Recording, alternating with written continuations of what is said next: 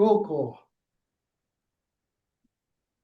Alderman Simonetti, Present via the via Zoom. Zoom. Alderman McKinnon, Here. Alderman Durante, Present. Alderman Simons, Here. Alderman Anglais, here. Alderman Duncan, Present. Alderman Perry, Alderman Lazat, Present. we're all here, okay. Few housekeeping items. First of all, I'd like to welcome you all, members of the Board of Education, members of the education community to City Hall. It's nice to see you once a year. This is the place and the time that we do it. But we're delighted to see you and we welcome you to City Hall. And hope that we have a pleasant evening tonight and listen to everything that you've got to say. Just a few housekeeping items about how we're going to do this. The notice of the public hearing was published in the Connecticut Post on May 5th, 2026. And your comments on that posting and the budget of the city of Shelton as proposed by the mayor are welcome and will be heard tonight. Any person wishing to speak shall sign up with the clerk who is seated at the table up here. And I think everybody did, but people may come in late. So somebody in the back, tell them if they want to speak, they have to come up and let Donna know, sign in with Donna, and she will call your name. And when she calls your name, you'll come up and speak. The superintendent of schools is given the courtesy of being the first speaker, and then the elected officials who are in attendance who wish to speak will be next. The public will be called in the order of sign-in. Please limit your comments to 3 minutes per speaker. Alderman Perry, wave your hand, is our timekeeper. He'll let you know when your 3 minutes is up. We are here to listen, and we do not respond, and we do not take questions. We are here to listen, and we do, after being recognized by the clerk, please come to the podium and state your name and address for the record, and then let us hear what you have to say. Comments should be directed to the fiscal year 2026-27 budget, and please direct your comments to the chair and refrain from inter-audience dialogue and applauding after each speaker. I want to stress that, please. We'll be here for 2 weeks if we don't do that. Applauding, we understand where you're coming from. We do. And it'll only delay things. So please don't applaud. Please show respect for the process and each speaker's views. Members of the public are expected to practice appropriate etiquette by being quiet, observant, and respectful of each speaker, whether you agree with them or not. Disruptive attendees may be removed from verbally participating. Disrespectful comments will be stricken from the record. If the auditorium fills up and there is standing room only, any person who wants to watch and listen can do so in the hall or room 104, and the fire marshal is here to direct appropriate the people in the back. So breaks are at the discretion of the chair. I must tell you that the board, I'm going to make a few comments to get this started.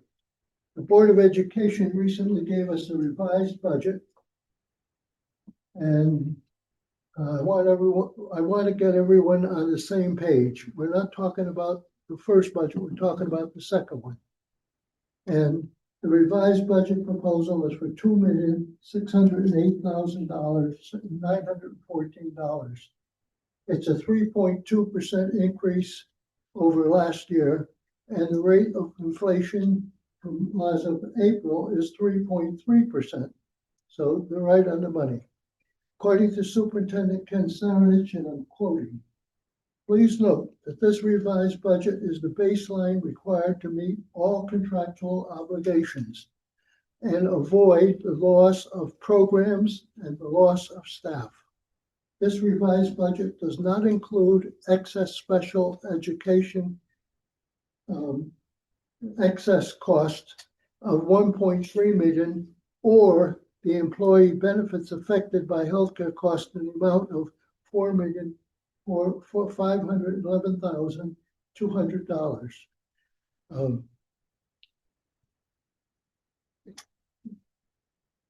The Board of Aldermen will be discussing these two issues in future workshops. So we're going to address them. Unfortunately, I must tell you, maybe you can see it, but I've developed a severe medical issue with my eyes. And I'm on a very strict treatment regimen with drops, and I apologize, but I am turning this meeting over to Vice President Bernie Simons, who's on my right, and I will go home and watch and try to take care of myself, because the issue can result, if not corrected, in loss of sight. So I wanted to be here, though, to start the meeting, to let you know that I think I think what has been recommended is right on the money. Donna, you want to give? You gotta get up to the microphone, Jeff. I'm sorry, thank you. Donna, you want to start calling the name? And Sarah is first. I want to stay in here what he's got to say. Thank you, Ken Saranich, Superintendent Schools. Good evening. I stand before you as a member of the Shelton community for almost 20 years, a husband of a Shelton graduate, the father who produced 3 graduates from Shelton High School, and the very, very proud superintendent of this incredible school system. First, I want to thank everyone for being here, for your continued care so deeply for the future of Shelton and the future of Shelton Public Schools. Throughout this budget process, Shelton Public Schools has remained committed to transparency, collaboration, and factual communication. That said, the Board of Ed took a different approach this year and defines all the costs the city pays to properly run the school system. That request was developed responsibly and reflected the actual needs of the district. We have honestly communicated the impact of a 0% increase on our schools. We have done so respectfully, professionally, and with facts. We have responded to every email and every question that has been asked of us with respect in the hopes of advocating for our school system. As we continue to work together in the best interest of the city and the school system, we are continually looking for and reviewing ways to reduce costs. When we were asked to identify the minimum amount needed solely to meet the contractual obligations, we reviewed and shared the lowest possible figure relative to any initial number that was discussed to accommodate the needs of our students and respect your requests. That number presented was not a revise of our original request. It was never a reduction of the original proposed budget. It represented only the minimum amount required to avoid immediate reductions to any staff and any of our programs. Even that figure currently proposed does not account for the rising special ed costs, increases to healthcare, and many of the operational needs of school districts across Connecticut. Tonight is not about conflict. It's about partnerships. Shelton Public School is not separate from the rest of our community. Our schools educate the children of Shelton families. Our staff members are neighbors, taxpayers, coaches, mentors, volunteers, and community members. Our students are the future workforce, future leaders, and citizens of this town. This year, our district's theme has been connecting to a community. I cannot think of a more important moment to live that theme as of right now. We are part of this community. I respectfully ask that we continue to work collaboratively to identify a path forward that protects student opportunity while remaining fiscally responsible to the taxpayer. I also ask our community to continue to engage respectfully, thoughtfully, and constructively through this process. Shelton has always been a community that comes together in times of need. I remain hopeful that together we can find a solution that preserves the strength of our school system and continue providing the opportunities for our students, our families, and our communities that they expect to receive. Thank you for your attention.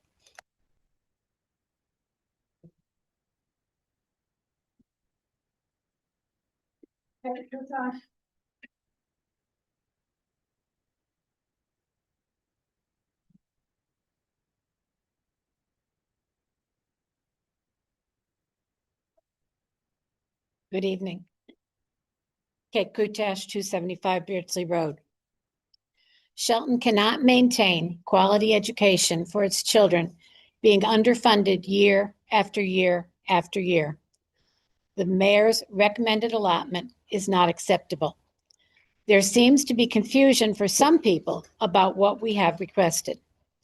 Our initial request was for $90,054,707 an 11.44% increase, and that has not changed. The board did not vote to amend that. We did submit to fulfill contractual obligations the fact that we need $2,608,914. We are still faced with needs of $4.5 million for rising healthcare and $1.3 million for rising special education costs. Any adjusted amount you may have seen merely removed requests for new staff, which are still desperately needed to avoid larger class sizes, which we are suffering now, and meet the needs of individual students in the mainstream. The Shelton Board of Education is required by law to educate its children. If we are funded at the level the mayor recommended, then yes, devastating cuts could need to be made in sports, extracurriculars, full-day kindergarten, advanced placement and college credit courses, staffing, and other areas. We cannot afford to hack away at the quality of educational opportunities that Shelton offers. Thank you.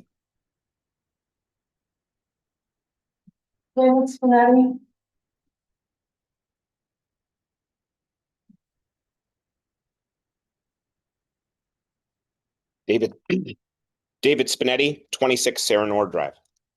Chairman Angles, members of the board.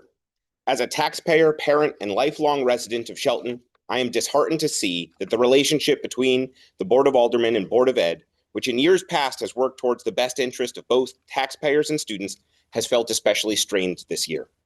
To put it plainly, a 0% increase in the Board of Education budget does not feel reasonable, responsible, or proactive. I want to take the time to mention 3 specific budget points. The first being healthcare costs for city employees. We as a city must figure out a way to budget for them. Over the past 3 years, I have been following the Board of Education budget vigilantly, and healthcare costs have been a pain point year over year. With the city choosing to be self-funded, you as aldermen must come up with a plan in order for money to be allocated correctly. Whether this is on the Board of Education side or the city side, hopefully we can agree that this line item needs to be solved. It is my understanding that the Board of Ed's proposed budget has an increase to the employee benefits line item to bring the budget closer to what they themselves received as a healthcare cost projection. Ensuring that the budget numbers reflect the actual costs, as the Board of Ed has no direct control over the cost of healthcare, seems like a reasonable thing to fund. Second, contractual obligations. We don't call them contractual suggestions. The cost of currently employed staff is going up. Failure to increase the budget by that much will result in cuts to services. Booth Hill School, the school my children attend, doesn't have any more staff to cut. and I'd venture a guess that none of the other schools in the district are sitting on a pile of surplus staff. Contractual obligations seem like a responsible thing to fund. Third, the Board of Ed's proposed budget would allocate funds for 5 more certified staff, specifically some interventionalists. While these positions are not technically required for the district to function, if cuts occur, these positions like these would likely be first to cut.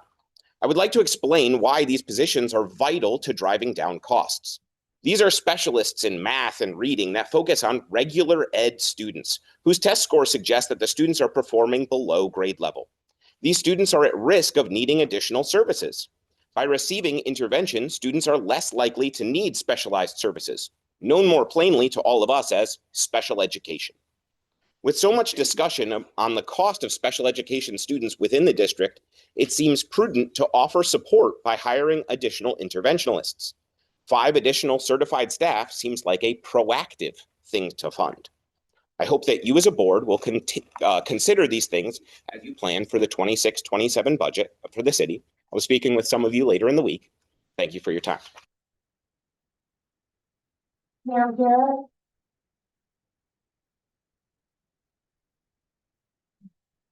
Pam Garrett, 42 Brantley Drive. Good evening, members of the Board of Aldermen, City of Shelton, and community members. My name, as I said, is Pam Garrett, and I am not only a lifelong Shelton resident, but I'm a proud parent of 3 Shelton High School grads and also a Shelton Career Technical Education teacher and curriculum coordinator. It is truly an honor to work alongside our incredible teachers to support and grow career technical education in Shelton. Over the years, our CTE programs have expanded significantly with record student enrollment across STEM, construction, manufacturing, business, marketing, and finance, media studies, and food and hospitality pathways. Following the heartbreaking loss of our beloved culinary arts teacher, Maggie Del Bono, we worked hard to keep the program alive. However, due to budget constraints, the culinary program has now remained dormant for nearly 2 years. This is especially difficult because so many of our students are eager to pursue careers in hospitality and tourism, with close to over 300 students electing these courses, which would have fostered industries vital to Shelton's local economy. Many of these businesses are represented on the Shelton Business Advisory Council, which continues to grow and strengthen business partnerships between our schools and local businesses to better prepare students for future careers. Most importantly, passing this budget will also restore a much-needed business teacher position to teach personal finance, a state graduation requirement that equips students with essential life skills like budgeting, managing credit, and building financial stability for their futures. Critical skills, considering that research shows that close to 50% of American teens fear they will not have enough money for their future goals. An additional 300 high school students have elected this pathway, and we are currently unable to take these courses due to cuts in recent years, even with many of our classrooms enrolled at the 30-student maximum. Lastly, the CTE department requires an annual consumable budget that has been drastically cut over these years. In order to provide technical and non-technical students with the most authentic learning experience, we need funding for project-based learning, which fosters skills that help directly train our Connecticut workforce. I respectfully ask that you consider supporting our students and programs in this budget. I am incredibly proud to live and work in Shelton. I thank you for your continued commitment to our teachers, our students, and our community. Ms. Maraglino,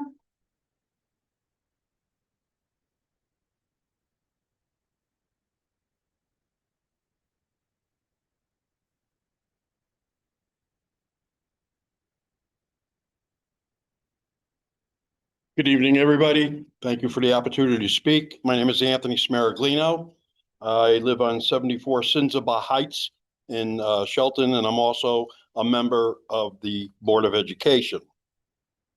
Recent public statements by a few members of the Shelton Board of Aldermen have not only contained, but also attacked the integrity, professionalism, and competence of the Shelton Public Schools staff, the superintendent, the finance director, and the Board of Education members. Tonight is important that we provide the community with, excuse me, information and clarity. The request developed by the Board of Education was responsible, transparent, and based on the actual operational needs of the school system. It include our contractual obligations, special education costs, employees' benefits, and student programs and services. We submitted this budget and the mayor announced a 0% increase. In response to the mayor's zero, we told you during the A&T meeting what the outcome would be. Those statements were not exaggerated. They were not scare tactics, misinformation. They were factual, okay, of what 0% increase would mean to the Shelton Public Schools. Then you asked for a status quo prior to the first budget workshop, which represented only the minimum amount needed to satisfy contractual obligations. We did that. You requested to provide a figure approximately at $2.7 million. The public needs to understand this critical piece of information. The amount was never presented as a replacement for the Board of Education's full budget request. It was never a reduction of the original budget proposed. It represented only the minimum amount necessary, excuse me, to avoid immediate contractual catastrophic reductions in program and staffing. Unfortunately, rather than addressing the consequences of a 0% increase to education, some of you instead chose to search for blame where none exist. You have attempted to create confusion around the straightforward explanations of the budget process while ignoring the larger reality facing our school system. The real issue is whether Shelton Public Schools will receive adequate funding to continue providing an education for our students. The superintendent and his administration have done no wrong, I'll say again, and have only worked tirelessly every day on behalf of the Board of Education. They deserve respect, not personal attacks. I urge the city to move beyond political and focus instead on the reality before us. Without appropriate funding, Shelton Public Schools will face significant cuts that will directly impact students, families, staff, and the border of community. Education is not an expense to be minimized. It's an investment in the future of Shelton. Thank you very much. Trustee Moody,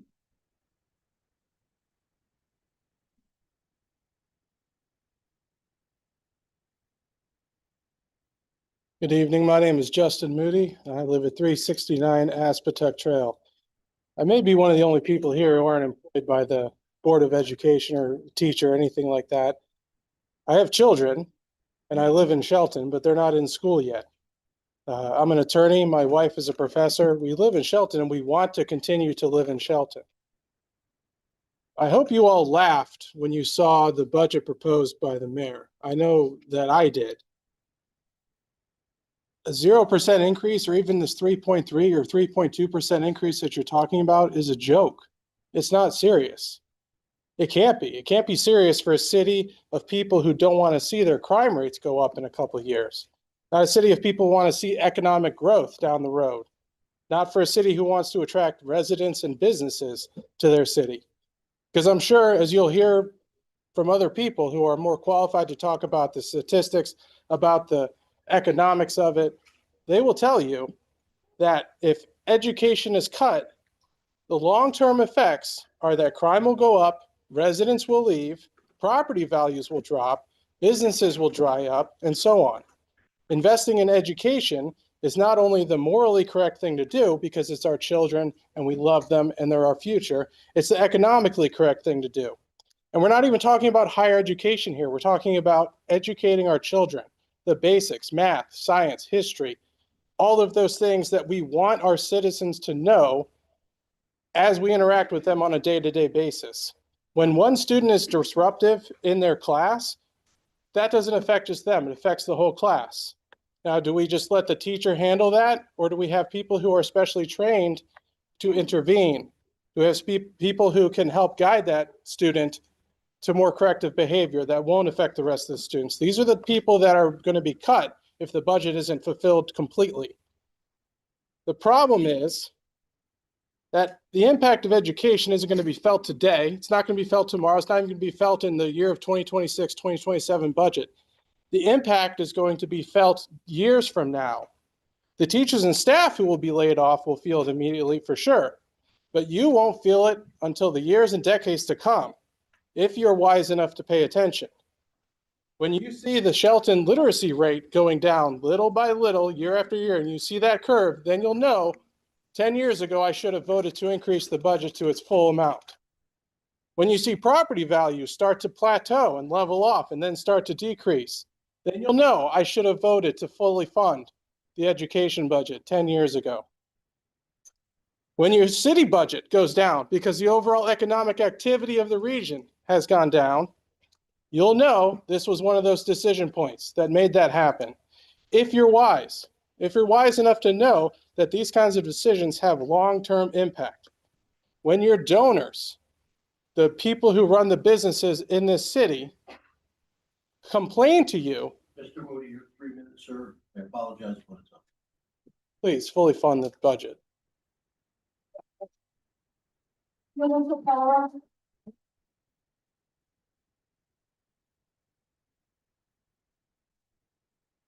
Good evening. I'm Tina Capola. I live at 4 Murray Avenue. Good evening, President Inglis, members of the Board of Aldermen, and members of the community. I lived in Shelton for 40 years, and I'm the proud parent of 2 Shelton High School graduates. I am currently employed in the Shelton Public Schools for 28 years, and I'm the president of the Shelton Educational Secretaries Union. I would like to address the essential roles of the secretary and in school office and administration. A school office secretary plays an important role in helping a school run smoothly and supporting the success and well-being of students. They're often the first person the parents, students, and visitors see when they enter the school. So they help create a welcoming and positive environment. School secretaries handle many responsibilities that keep schools safe, and organized each day. One of the main student duties of a school secretary is communication. They answer phone calls, greet visitors, send messages, and help parents, teachers, and students stay informed. If a student feels sick, gets hurt, or loses something, or feels upset, the secretary is often there to help comfort them. Because of their kindness and patience, many students see the school secretary as a trusted adult, and children often confide in school secretaries due to their passion and helpfulness. In addition, school secretaries support teachers and principals by organizing schedules, preparing paperwork, arranging meetings, and helping with daily school activities. Their work allows the teachers to focus on more teaching and helping students learn. Overall, a school secretary is essential to the school community. A Board of Education administration assistant plays an essential role within a school district. The position supports the Board of Education, superintendent, district leadership, and the public by ensuring that administrative and operational processes run smoothly. They have strong written and verbal communication skills. They're organized, they have multitasking skills, attention to detail, accuracy, and maintain confidentiality and professionalism. The role often requires balancing diplomacy, discretion, and efficiency because the assistant frequently handles sensitive information and interacts with administrators, teachers, and parents. In many districts, this position becomes the operational backbone of the Board of Education office, helping leadership stay organized, compliant, and responsive to the community. Thank you for your time and consideration in supporting the Shelton Board of Education's budget request. Mark Holden,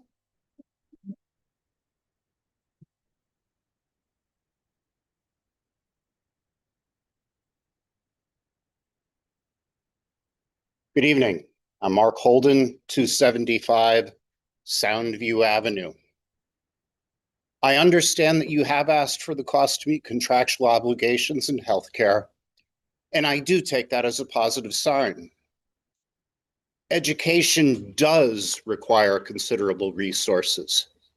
1/10 of Shelton residents are learning in classrooms for 181 days of the year.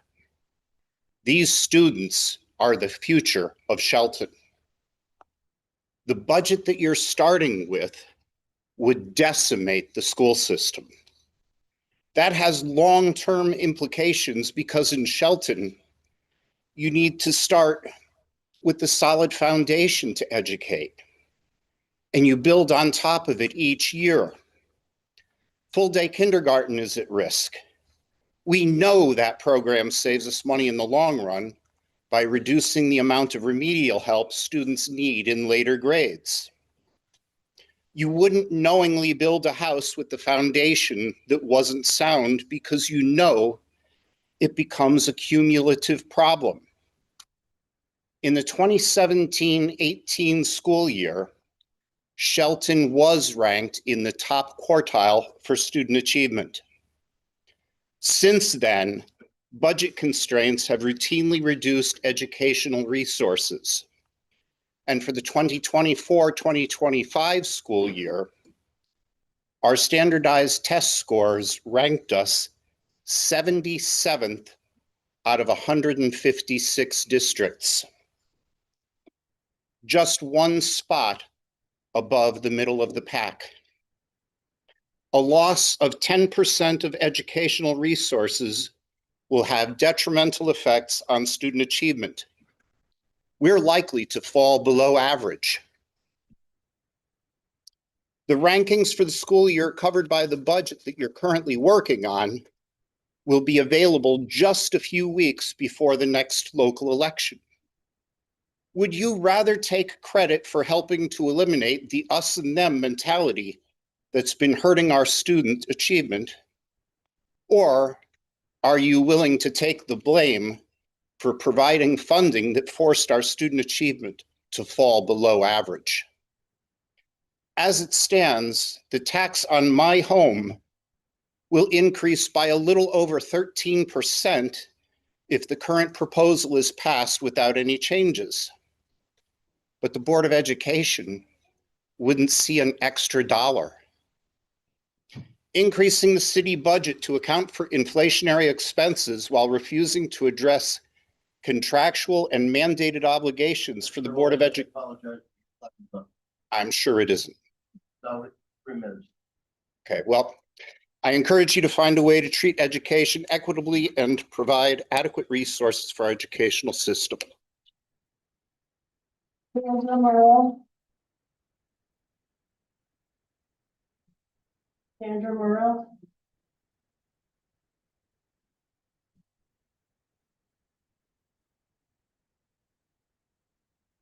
Hi, Sandy Morrill, 15 Linwood Court. Good evening, Chairman Ingles and members of the Board of Aldermen. My name is Sandy Morrill. I grew up here in Shelton. I've lived here all my life. I'm the parent of a Shelton High School junior, and I am the Shelton Special Education Transition Coordinator, proudly preparing my 18 to 22-year-old special needs students to live fulfilled, happy, safe, and productive lives right here in this community. What we are discussing here in terms of funding comes down to providing appropriate access and opportunities to the students and families of Shelton, access to appropriate interventions and extra support in the elementary years, those formative years when education and the foundations and basics are most important, access to appropriate class sizes where all students' needs can be met. At the secondary level, we're talking about access to technology courses, electives in the trades and in human services, access and opportunities to take advanced placement courses and college level courses so that we are on a level footing with the students in our neighboring communities and towns when they began to plan their futures. Access for special needs students who are nonverbal to have a voice through technology. Access to the safe navigation of our buildings for students with physical disabilities. Opportunities for special education students to participate in school, in their education in meaningful ways because they have adequate support, so that they aren't just present in school, but are in fact included. Our special education population is often negatively perceived by the public because of spending. However, special education consistently represents one of the highest cost centers in all public school districts. The fact is, there are mandates that have to be met by law. More importantly, special education students are individuals and not numbers, not dollar signs. They are sons and daughters and neighbors and loved ones. They are people who, when provided access and opportunities, become productive, contributing members of this very community. This district in this town in which I've spent my entire life and career has been historically underfunded compared to other Connecticut communities. We are near the bottom in the list of towns and cities in per pupil expenditure. I know this is a matter of record, but I also know it because I, along with my colleagues, have spent thousands of our own dollars on classroom needs. As a result, all of our children are underserved. Our teachers are suffering and frankly leaving to go to those other towns that do support education. We are bleeding out fine educators because it's just so hard here. By not providing the funding that is being requested, our students are being denied access and opportunities to all of the things that will enhance the future of Shelton. Thank you. Thank you for listening. Tom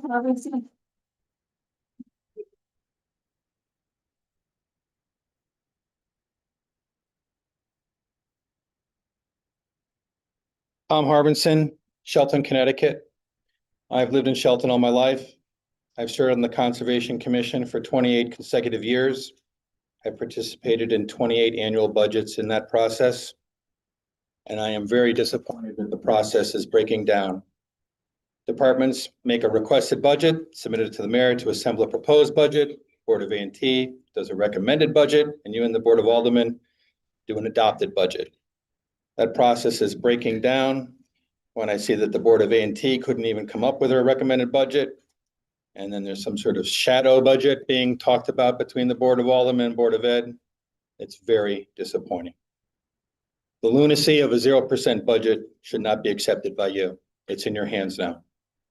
I'm not going to talk about the expenditure side though. I want to talk about income. Under the sale of city assets, item 001, quad 0, 381.44-00, it shows $3 million for the current fiscal year to only $225,000 has occurred as of 2026, March 19th. That's a very shocking disparity. The recommended amount for 2027 is $1 million. Again, a dramatic reduction from 2026, even if planning on making up for the lost ground of the fiscal year's deficiency of $2.5 million. Have these conceptual sale of city assets been reviewed? Where or what are they? And some assessment over accurate values, have they been made? The city is in the typically private enterprise situation of being a landlord, owning several properties that it rents out.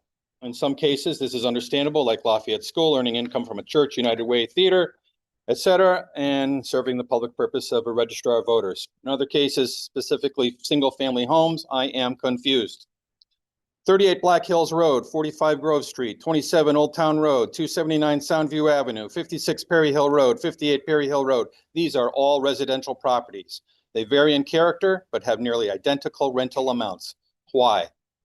As example, 279 Soundview Avenue is a 5-bedroom residence with a separate multi-car garage and is rented for $1,600 a month.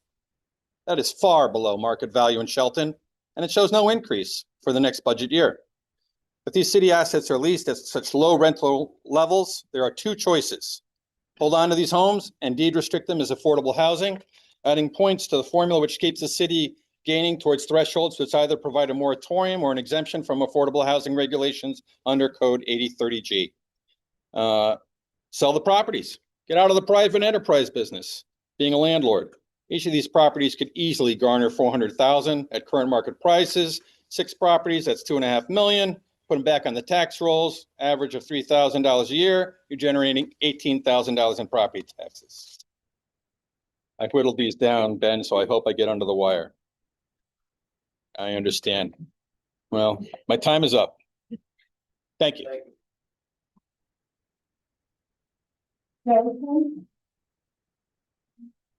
Would you send that to me, please?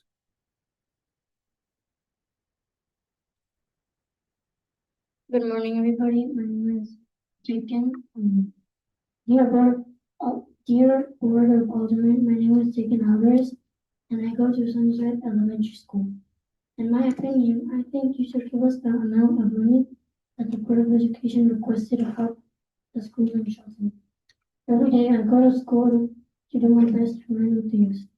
I don't want teachers to get fired just because the budget is low. Let me explain my feelings in school. When I'm in gym, I feel stronger and healthy. When I'm at art, I feel like myself. And when I'm in music, I feel calm and relaxed. I think it is important that kids could feel unique and special. Please help us. It's sincerely Jake Flowers.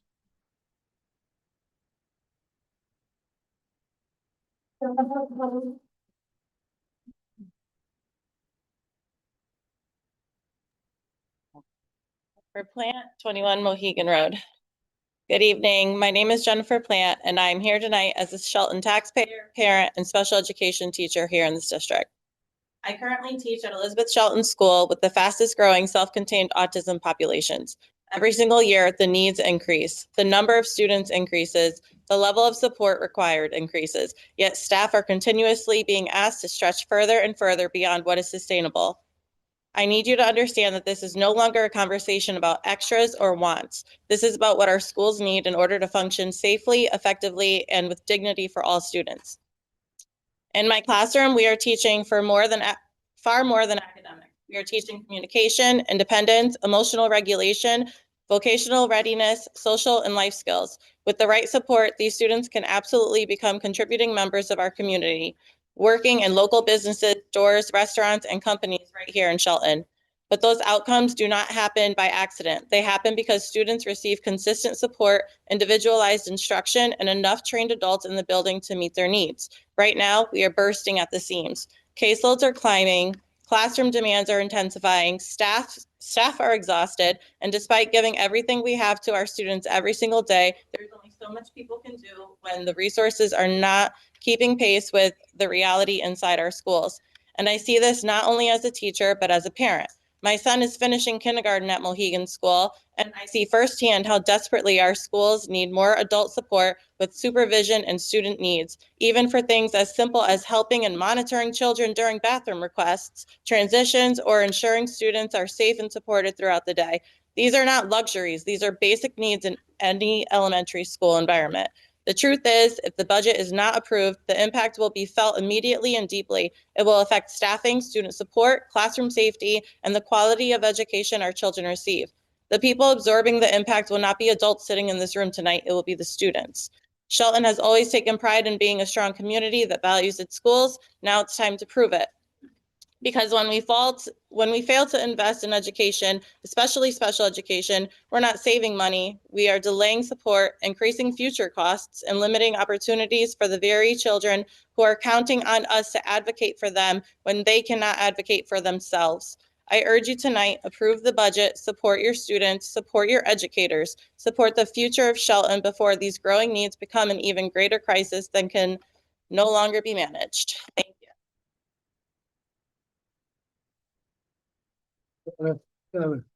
Donna, just hold on a second. For those of you who reached the maximum time, if you wish, submit your balance of your statement that you were going to say to the clerk, and she'll get it into the minutes. Thank you. Barbara Aguilar.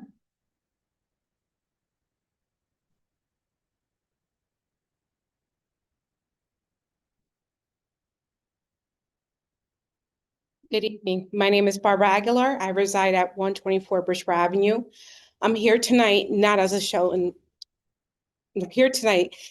as a Shelton resident, but as a parent of two beautiful autistic children that attend Long Hill School and receive special education services. For a family like mine, the budget is not just numbers on a page. It directly affects our children's daily lives, their education, their support system, and their future. My children rely on services, structures, specialized staff, and consistent support to succeed in school. Those supports are not just extras for them. They are essential. When we talk about a 0% increase, layoffs, or cuts. I need everyone in this room to understand what that can mean for children like mine. It can mean larger caseloads, fewer resources, reduced support, and less individualized attention for students who already face challenges every single day. Our teachers, parents, therapists, and support staff work incredibly hard to help children like mine grow academically, socially, and emotionally. They build trust, routines, relationships that are crucial and critical for autistic children. Those relationships matter. As a parent, there is nothing more important to me than knowing that my children are supported, understood, and given the opportunity to thrive. Every child deserves that. I am asking you tonight to remember that behind every budget line is a real child, a child who deserves support, a child who deserves opportunity, a child who deserves to feel safe and valued in their school community. Please do not balance this budget on the backs of our children, especially those who need these services the most. Thank you.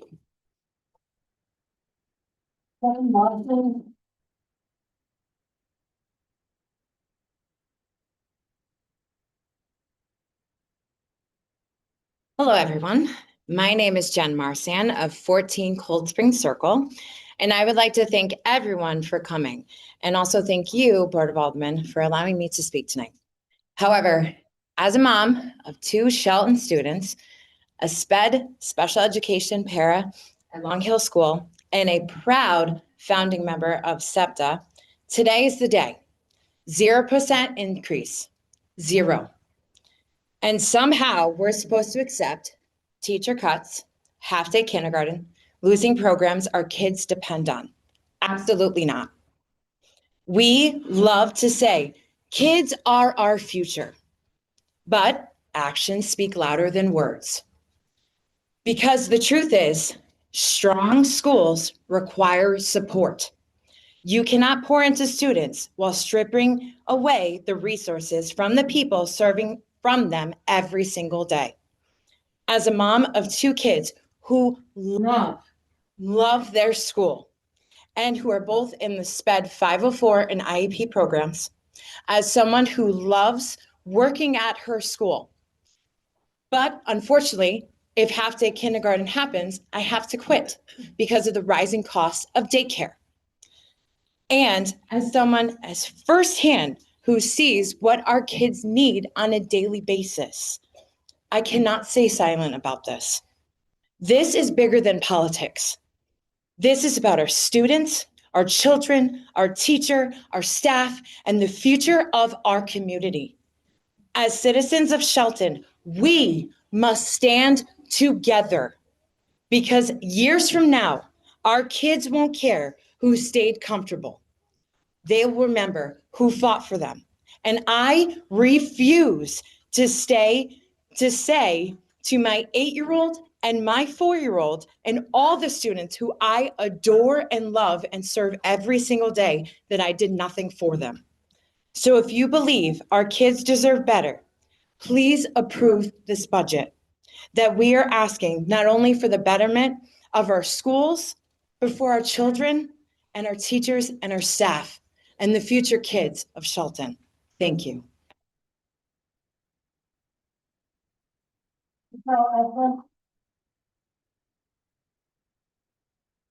Good evening, members of the Board of Aldermen. My name is Dr. Michelle Eckler. I reside at 17 Grove Street. I come before you tonight as a 25-year educator, a mother of 2 amazing autistic children in our public schools here, and president of Shelton SEPTA.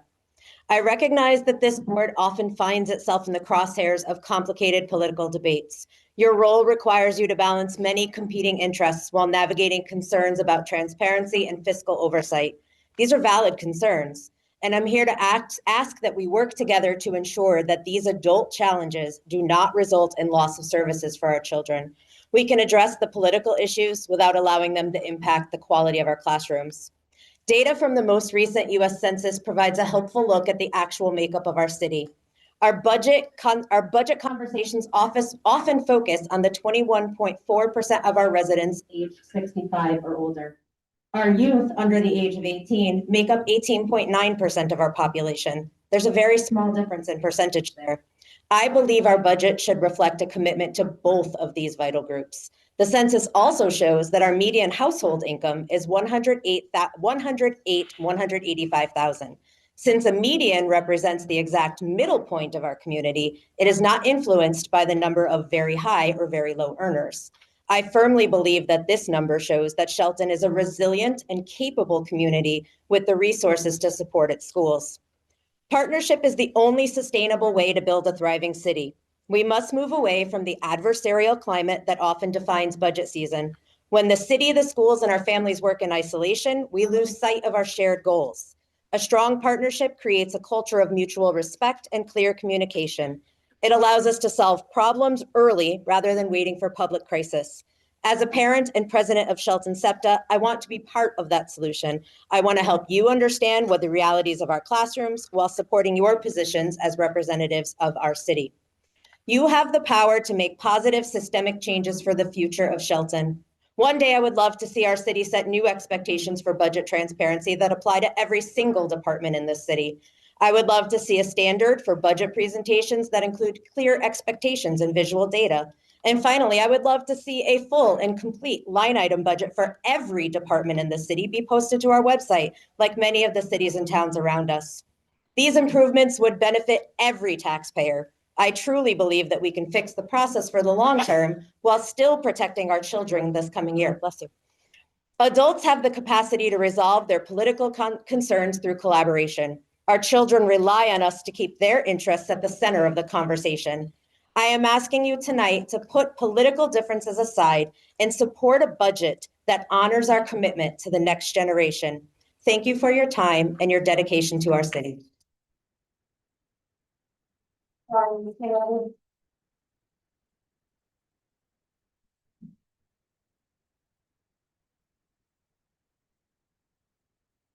Brian Spinetti, 5 David Drive. I am a lifelong resident of Shelton and a graduate of Shelton High School, class of 2005. While a student at SHS, I had the privilege of taking almost all of the advanced placement courses available, and I credit that privilege as one of the main reasons I was accepted to Rensselaer Polytechnic Institute for my degree in electrical engineering.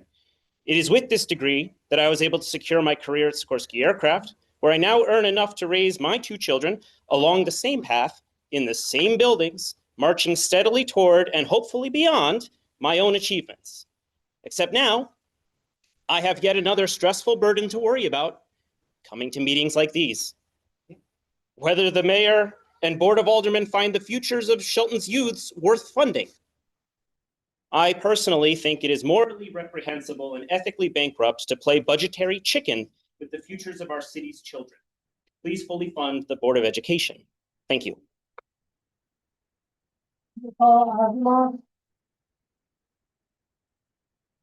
Good evening, Nicole Asimov, 7 Mount Pleasant Street. I'm not going to come at you with statistics. I'm not an educator. I am a mom filled with emotion and to advocate for my 2 children and the children and educators of Shelton. I stood before the Board of Aldermen 2 years ago when my daughter's 3rd grade teacher was cut with 6 weeks left in the school year. I cannot believe I am here again. I currently have a 5th grader at Perry Hill and a 3rd grader at Sunnyside. They are still in the beginning stages of their Shelton Public School journey. I understand the task you have in front of you. With the cost of living skyrocketing and no end in sight, it is inevitable that the Board of Ed will ask for more money as operations go up, as well as healthcare. But of all things the city should allocate money towards, shouldn't it be our children? The future of this city? Over the years, I have seen class sizes increase, support specialists be removed, and now we are caught in a vicious cycle.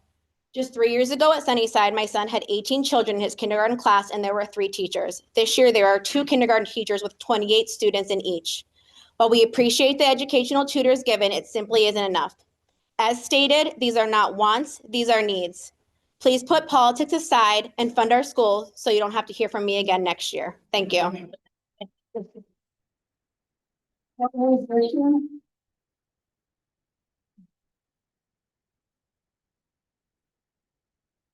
Good evening. My name is Courtney Dishon and I live at 8 Wheatfield Circle. I am a teacher at Perry Hill School. I want to begin by expressing my appreciation for your service to our community and for your thoughtful consideration to fund the school budget. When I first began teaching at Perry Hill, we had 38 classroom teachers. Today we have 26. Over time, as positions have been reduced, the impact has been felt directly by our students and staff. To give you further insight, in my first year as a teacher, my math class had 18 students. Today, I have 27, which is similar to all classrooms at Perry Hill. Smaller class sizes allow for a more flexible learning environment where students are able to learn in ways that meet their individual needs. It's not just classroom teachers. In the past at Perry Hill, we had 8 instructional tutors. One was me before I started in the classroom. I supported students getting them back on track and ready for grade level expectations. Currently at Perry Hill, we have 1 part-time tutor hired this year in place of a full-time math specialist. We have also lost our enrichment teacher and 2 interventionists due to prior budgetary constraints. These were not extras, they were essential supports. At this point, I'm not sure what else can be cut without further impacting the core of what our students need.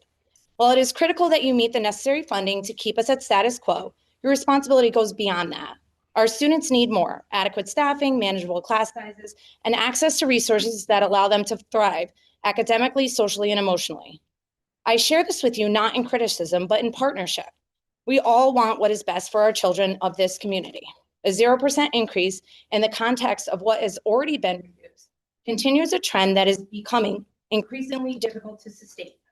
I respectfully ask that you consider what our classrooms truly need. I ask you to reflect on your experiences as students and what you would have wanted from your community. I ask some of you to reflect on how your children went through this system and thrived. Mr. Simonetti, we are neighbors, and from my recollection, you were once a driving force at Long Hill School's Father Club, as your son and I went to school together. You worked tirelessly alongside my dad and many others to make our school experience everything and more. I ask that you do that again for today's children, which include my niece and nephew. The next generation needs you as I once did. Mr. Lazat, think of your son's time in Shelton. I loved being his teacher. Do you think he would have thrived today as he did then? Mr. Perry, your daughters were always a bright spot in my day. Even though I didn't have the honor of being their teacher, with a smaller classroom community, I had more time to get to know the students from other classes. Mr. Durante, your son and I went on an epic adventure to Alaska with myself and many other educators in Shelton. He always spoke so highly of his educational experience. I want that for today's kids. Thank you.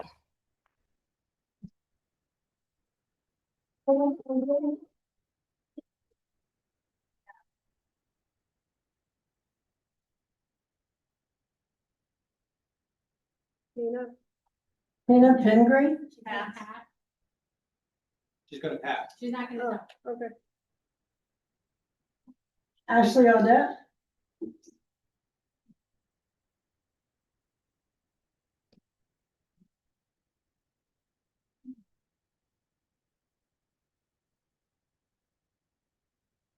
Hello? This thing on? All right, we're good. I have been a homeowner in Shelton for the past 12 years. It's the community my husband and I chose to raise our family in, and I urge you to fully fund the requested Board of Ed budget. Our eldest son, Everett, you probably heard back there, is currently in kindergarten, and our youngest is soon to follow him in kindergarten this coming school year. As we've all seen, the expectations placed on students today is more rigorous than it used to be. The idea that my 5-year-old's education would be impacted because of a lack of funding simply does not make sense to me. Our son is currently benefiting from full-day kindergarten, and while his younger brother, who absolutely loves and adores him, might not have access to the same opportunity simply because of dollars and cents. That doesn't make sense. Every child in Shelton deserves the same strong start and the same investment in their future. Thank you. Good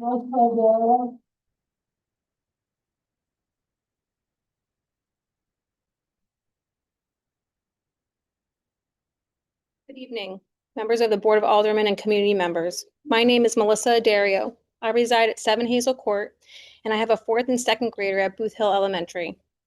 Today, I'm here to speak about a choice, not a choice between good and better, but a choice between the school system our children deserve, and one that, if this budget gap isn't closed, will be unrecognizable by September. The ask is simple: increase our school budget, not to pad overhead, but to hire and retain great teachers, expand or just keep academic programs, and give every student in this district the tools they need to succeed, not take them away. While everything else goes up in costs year over year, our schools are being asked to do more with exactly the same. The Board of Education has requested $90 million for the 2026-2027 school year to meet the basic contractual obligations and rising costs. $2.7 million is needed just to keep the contractual obligations already made to certified and uncertified staff, and that doesn't even include the special education increases.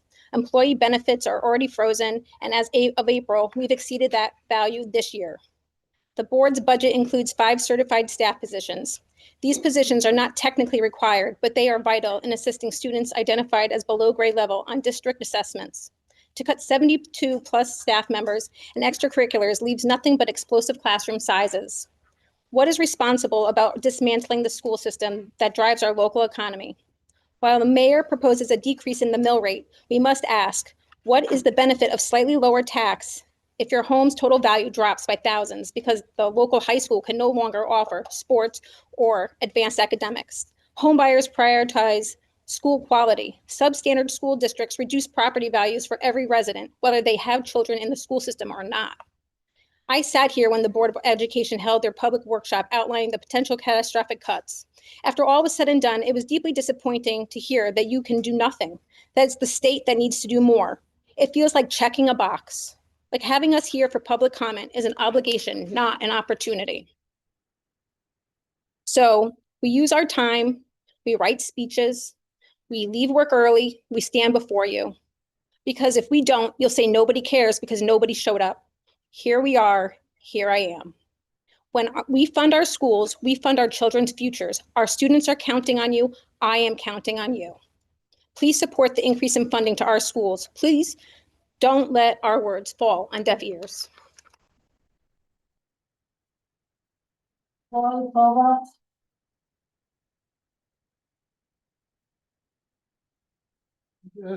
Would you ask him to put the microphone closer? You have the mic closer to Put your, the microphone closer, thank you. hard to hear up there. Good evening. My name is Laura Kovacs and I reside at 127 Thor Drive. I am here tonight to urge you to fully and appropriately fund the Board of Education budget. Year after year, we repeat the same exhausting cycle, and year after year, the outcome is the same. With contractual obligation, rising costs, and inflation, flat funding is not neutral. It is a reduction. It does not take an expert to understand this, and watching it be ignored repeatedly is infuriating. This year, the impact is hitting my family in a deeply personal way. My son was in tears when he heard that curriculum activity he has been looking forward to may disappear, and that AP classes could be reduced or eliminated.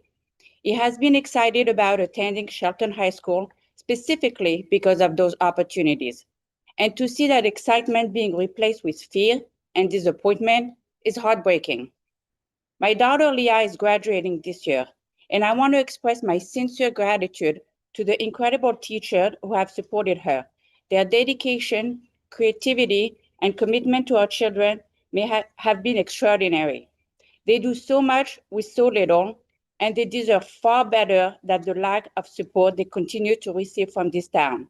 It is disheartening and frankly disgusting to watch them be placed in this position year after year.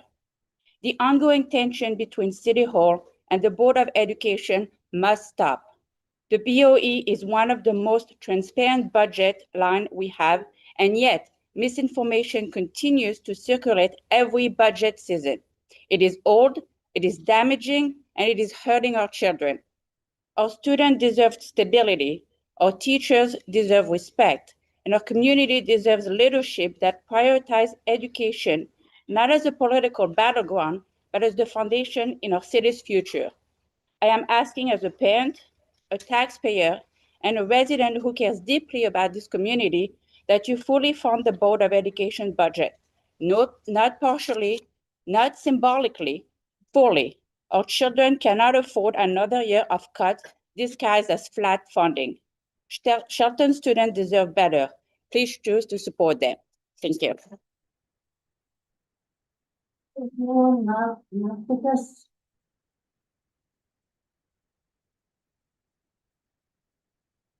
Hello, Georgina Matsikas, 8 Willard Road. Hi, I am the parent of 3 children, 2 of whom currently attend Shelton Public Schools. I am here tonight asking you to approve a Board of Education budget increase that will actually make a meaningful difference. Right now, what we are doing is not working. The definition of insanity is doing the same thing over and over and expecting a different result. That is exactly what is happening here. Every year, we hear the same warnings, watch the same cuts, and hope things will somehow improve. We need real change.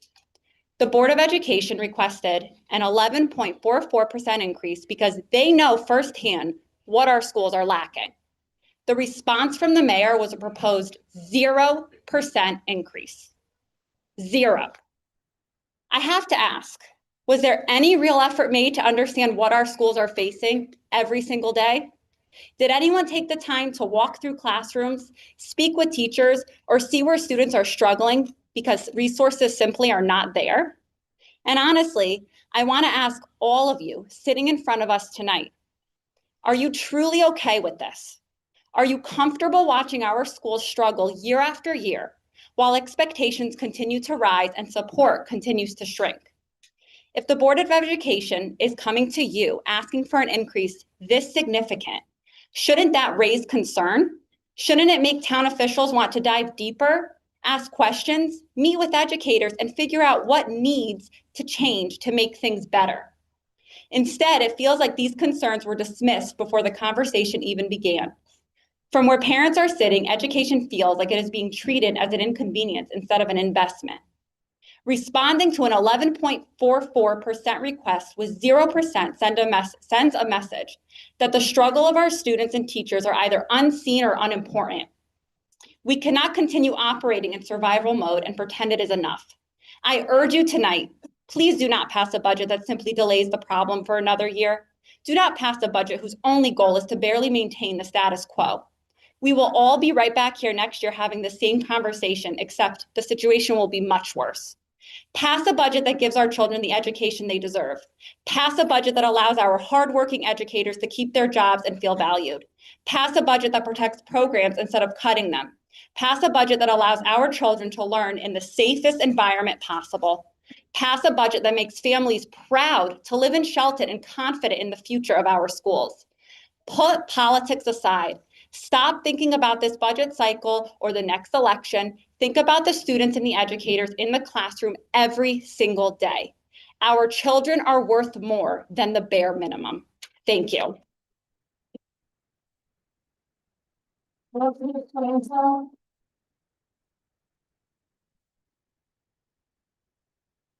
Good evening all. Elizabeth Sanzo, 86 Poplar Drive. I am a Shelton resident and also a proud graduate of the Shelton Public School System. My oldest son, Isaac, currently attends Mohegan Elementary.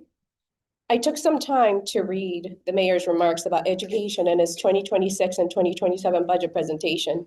And while I understand the concern about rising educational costs and declining enrollment, I think it is important that we look at the full picture before concluding that our schools are simply overspending. Excuse me, I'm a little dry. Comparing today's per pupil costs to 2005 without accounting for inflation is misleading. A large portion of the increase reflects the reality that everything costs more today: healthcare, utilities, transportation, technology, insurance, building maintenance, and staffing. In addition, schools in 2026 are expected to provide far more services than they were 20 years ago. This includes mental health support, special education services, behavioral interventions, school security, and expanded academic support for struggling students. It is also important to recognize that declining enrollment does not reduce costs proportionately. Schools still need to heat buildings, transport students, maintain staffing requirements, and meet legal obligations, regardless of whether the classrooms have slightly fewer students. I also caution against using hiring numbers alone to suggest that previous concerns about layoffs were exaggerated. The real concern should be whether staffing is sufficient to meet the increasingly complex needs of our students across all of our schools. We need to ask ourselves whether our goal is simply to spend less or to ensure our children receive the level of support they need to truly succeed. Our schools are being asked to do much more than they were 20 years ago, and our budgeting discussions should reflect that reality. Strong public schools strengthen property values. They attract families, support local businesses, and build the future workforce of Shelton. Investing in education is an investment for the entire community. I respectfully ask the Board of Aldermen to reject the 0% increase to the Board of Education budget and prioritize preserving student programs, staffing, and academic services, and work collaboratively with the Board of Education to ensure Shelton students receive the quality education they deserve. Thank you for listening. Kathy Riddle.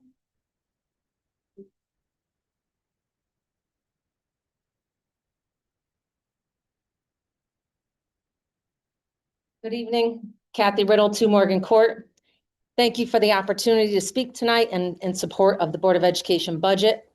As a Shelton resident, parent of an SHS graduate and a rising high school senior, and as the very proud principal of our high school, I have the privilege of witnessing every day the incredible accomplishments and potential of our students. I also see firsthand the resources and programs our incredibly dedicated staff members need in order to help them succeed. On May 1st, we celebrated College and Career Decision Day for our class of 2026. Our students have been accepted into some of the most prestigious universities across the country, like Yale, Harvard, Cornell, and UConn, to name a few. Some of our seniors will start internship programs, while others are heading to technical schools and the military. Their journey did not happen by accident. They are the result of this community and the investment that we have placed in our kids. Together, we have provided opportunities for our students in their classes and in our community to prepare them for a successful future. Our school boasts so many incredible opportunities for our students, including 25 advanced placement classes, 21 dual enrollment classes, a firefighter 1 class, a certified nursing assistant class, and a plethora of electives to assist students in devising their career pathway. A core component of any comprehensive high school, in addition to its course offerings, is its interscholastic sports and extracurricular offerings. Shelton High School offers 30 different sports with 53 total teams. This year, we had 422 fall athletes, 324 winter athletes, and currently have 386 spring athletes. A half hour ago, our boys track team secured the SCC Housatonic League title, and our volleyball team is currently #1 in the state of Connecticut. We also currently offer 53 extracurricular activities ranging from color guard, drama club, robotics, debate, and the future business leaders of America. 89% of our student population participate in these activities as they serve as a vital part of their educational experience. This proposed budget is about maintaining those opportunities and continuing to meet the growing needs of our students. Schools today are expected to provide rigorous instruction, mental health, and social emotional supports, safe learning environments, updated technology, college and career readiness experiences, and individualized services for all learners. These responsibilities continue to expand, and our ability to meet them depends on adequate and responsible funding. As principal, I can confidently say that the staff in our schools work tirelessly for students every single day. Teachers arrive early, they stay late, they mentor students outside their classroom, advise clubs, coach teams, build relationships that positively impact young people. Support staff, counselors, custodians, paraprofessionals, secretaries, and administrators. Okay, well, I wanted to also say thank you for all the support that you provided us, and I hope that you'll continue to support the Board of Education. Thank you, Robin.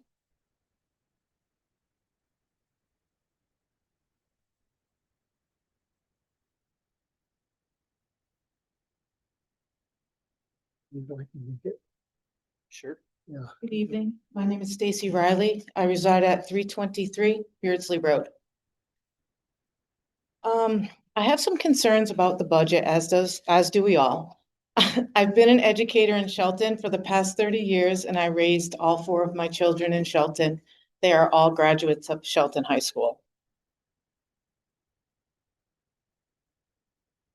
We have had the same story for the past 30 years. We have been told to do more with less. It seems that this is the motto of the city of Shelton. The average cost as of 2024 to educate a student in the state of Connecticut is $22,271 and approximately $24,000 in Fairfield County. Shelton's average student cost is $19,042, which is $5,000 less per student than other Fairfield County towns. With approximately 4,518 students in Shelton, this is a glaring $22,590,000 difference. Because of these shortfalls we have had for years, I've seen many important programs cut. Two important items were the termination of our gifted and talented program at Perry Hill School, along with the closing of our Tier 2 Academic Support Center. Tier 2 instruction is now another responsibility placed on classroom teachers' already overflowing plates. Our students are bearing the weight of budget cuts in other ways as well. We have gone from between 20 to 22 students in a classroom to 26 or 27 students this year. Many elementary schools in the state have 18 to 20 students in their classrooms. If the budget isn't fulfilled, word is that we could have 30+ students in our classrooms. This is a huge detriment to our learners, as it will be extremely difficult to meet all of their diverse needs, as well as the fact that we are already facing limited space constraints in our rooms. In addition, our technology is aging. For example, the Promethean boards at our school haven't worked properly in years, and when my desktop computer stopped working 2 years ago, it took 3 weeks to get a replacement. These are basic tools necessary to do our jobs. In addition, teachers spend thousands of dollars of their own money for supplies for students. The basic materials such as glue, paper, scissors, pencils, earbuds, and science consumables should be covered by the district. However, that's not always the case. I'm so fortunate that my children are older and have graduated from Shelton High School, because if they were younger, I would seriously consider sending them to alternate educational settings. For these reasons, please consider fully funding the budget. Thank you.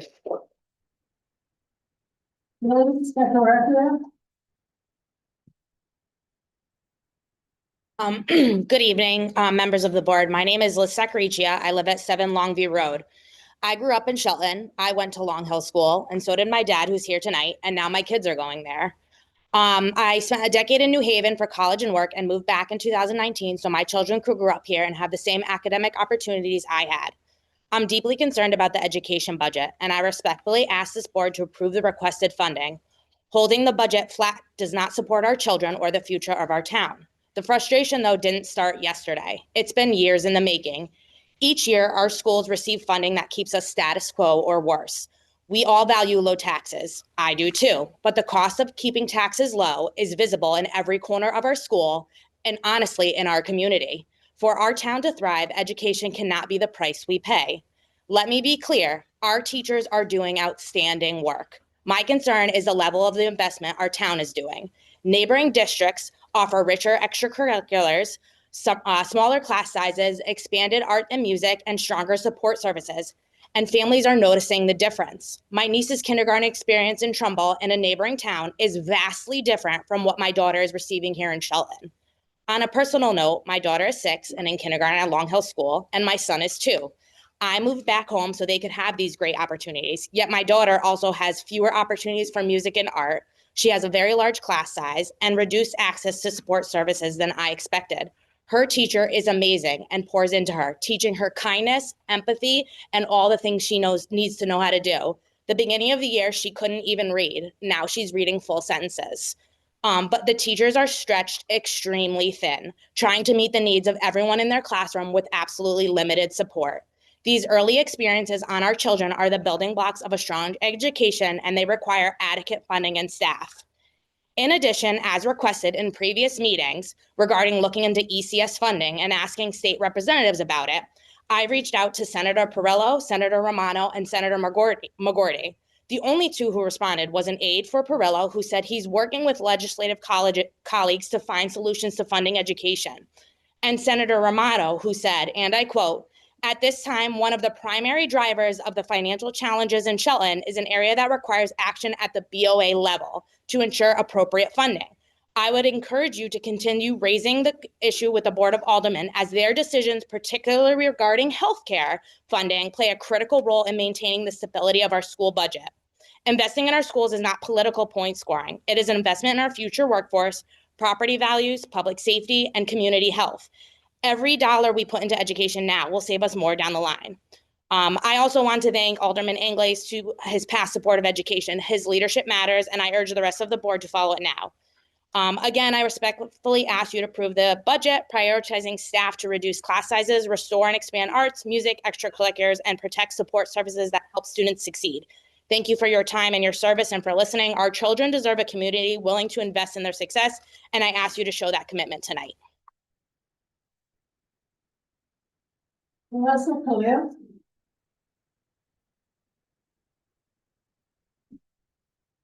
Good evening. My name is Melissa Khalil. I live at 49 Sunset Drive, and I'm a homeowner and a parent to a 9th grade student athlete in the city. Let me be clear about what zero actually means in real dollars. It creates a $3.9 million structural dollar deficit just to cover existing contractual obligations, costs that this city already legally agreed to pay. So 0% increase is not holding the line. It's a cut. Let's call it what it is.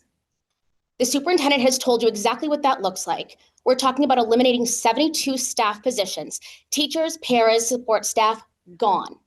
We're talking about cutting every sport, every extracurricular activity, including at the high school level. We're talking about ending full-day kindergarten, which I fought years ago for, reducing AP and college credit courses, increasing class sizes across the board. The superintendent used the word catastrophic, and I think he was just being polite. This city is on the hook already for millions of dollars in legal judgments and settlements tied to decisions made by city leadership. Millions. And when it comes to fund full-day kindergarten, to keep 72 teachers and staff employed, and to keep our kids on the athletic field, suddenly there's no money to be found. None. So let's talk about the game of chicken that we're playing with the parents of this city, because that's exactly what this is. It's a game of chicken. Here's what I know about us Shelton parents. We're already pay to play. We write the checks all the time. We run the booster clubs right here and fundraise on weekends so our kids can compete. Year after year, we squeeze the teachers. A little more, you hand the kids textbooks that are held together with tape and a prayer. You chip away at the curriculum, and a lot of people don't say a word because it hasn't hit them yet. It's not their kid's classroom. It's not their problem, not yet. Death by 1,000 cuts that most parents don't feel until they're already bleeding. So my proposal as a sports parent, cut the sports. Cut them all the extracurriculars. Breathe, guys. Cancel it, shut down the Gales, pull the plug on Friday night lights, and let's take that away from the community and see what happens. Let's see who shows up at the next BOA meeting. Let's see how many parents who never once came to a budget hearing, who never even knew what a mill rate was, couldn't name a single one of you, come flooding through the doors when their kid's season is gone. You haven't seen parent outrage yet because you're cutting things that people can't see. Worn out textbooks, overcrowded classrooms. They're stretched so thin, they're taking money out of their own pockets. It's a slow bleed and very easy to ignore. I want it stated very clearly tonight. Cut the extras before you cut the curriculum, because at least that would be honest about our priorities as a city. But we won't do it. We won't cut the sports first, and we know why, because then we know what comes next. Parent outrage. Not like this, filling one little room, full city parent outrage. So instead we keep squeezing the teachers, you keep, thank you. Thank you.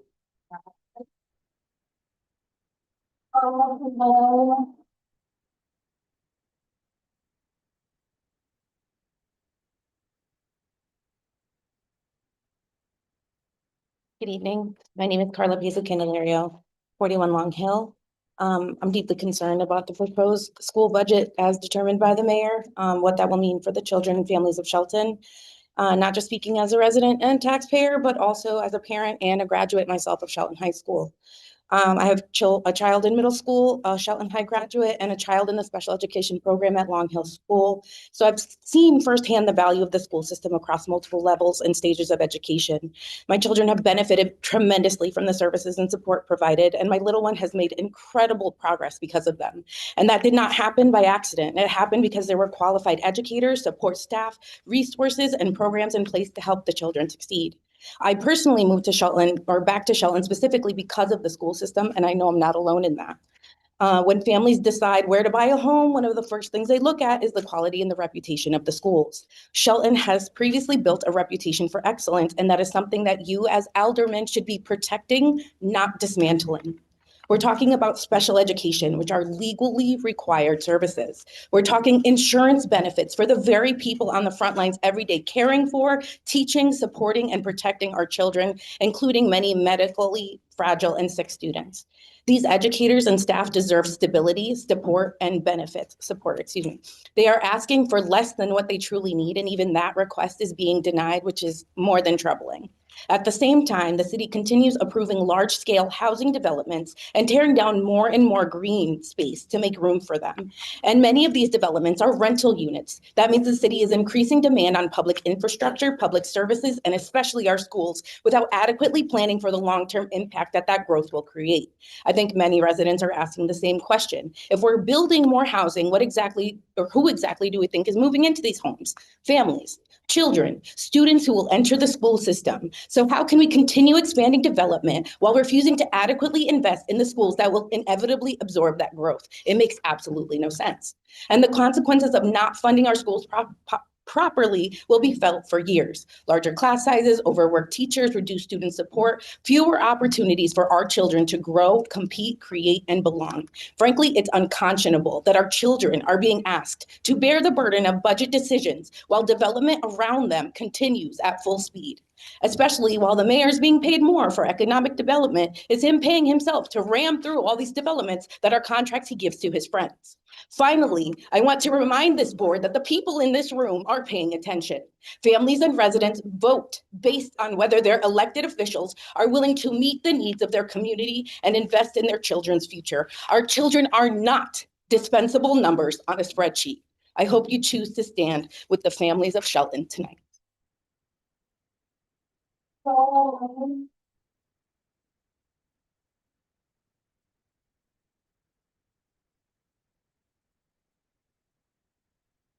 Never thought I'd have to raise it.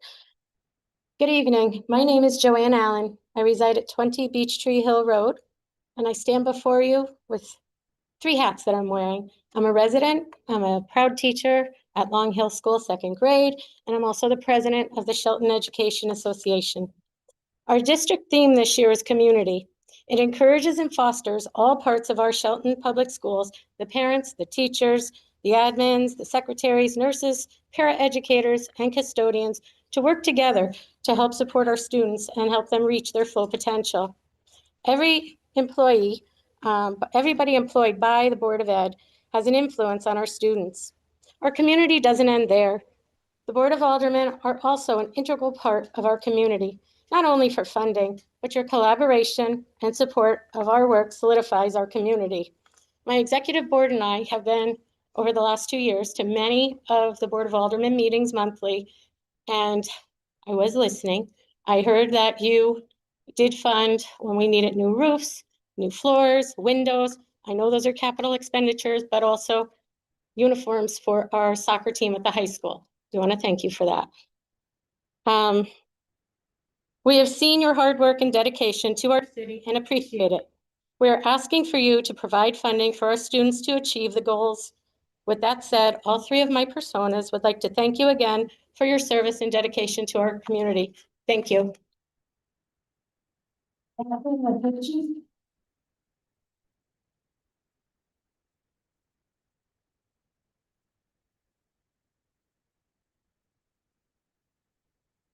Kathy Mafucci, 359 Shelton Avenue.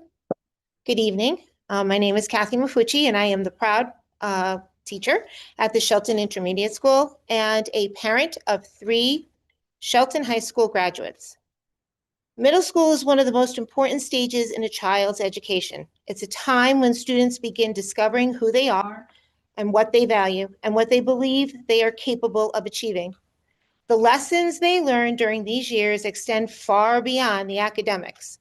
Middle school is where confidence is built, character is shaped, and futures begin to form.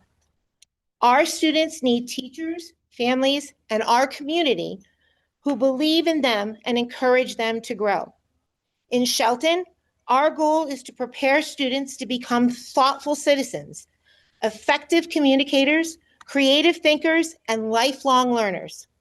To achieve this, we must continue to support our programs.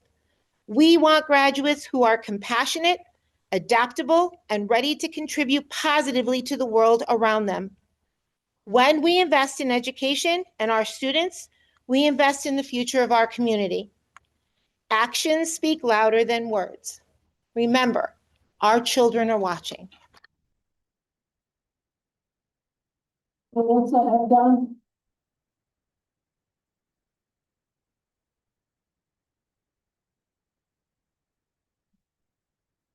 I'm Melissa Ebden, 18 Tuckahoe Drive. Members of the Board of Aldermen, thank you for the chance to speak. I'm here tonight as a Shelton resident and as a parent of 3 children at Mohegan Elementary School. I want to urge you to fully fund our schools. We already heard what a 0 increase budget proposed by Mayor Loretti would mean. All athletics and extracurriculars eliminated, at least 72 staff positions cut across the district. Programs and support our children's rely on disappearing. As a Mohegan parent, this is not theoretical. These cuts would affect our kids' classrooms, their teachers, their specialists, and their activities that help them to grow.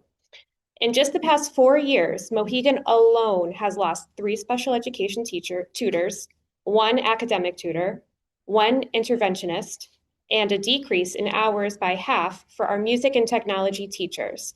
As a parent of a child who requires special education, it frightens me to think about what cuts to an already limited system would mean. How much more can our kids endure? The Board of Education has been transparent. Without proper funding, significant cuts are unavoidable. And those cuts will fall directly on our children. Fully funding our schools is an investment in Shelton's future, our families, our property values, our workforce, and most importantly, our kids. I'm asking you to meet the Board of Education's full request so that my 3 children and every child in this city can continue to learn in a safe, stable, and supportive environment. Thank you for your time and for your responsibility to the families of Shelton.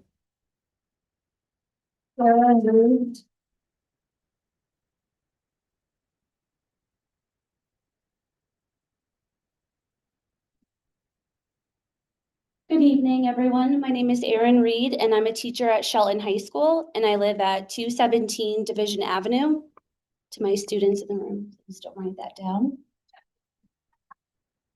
I am not from Shelton. I did not grow up here. I did not attend Shelton Public Schools. I didn't even start my teaching career here. 4 years ago, I applied for the open English position, ready to leave my old district behind. When I was hired, I was overjoyed. I was going to be a Gale.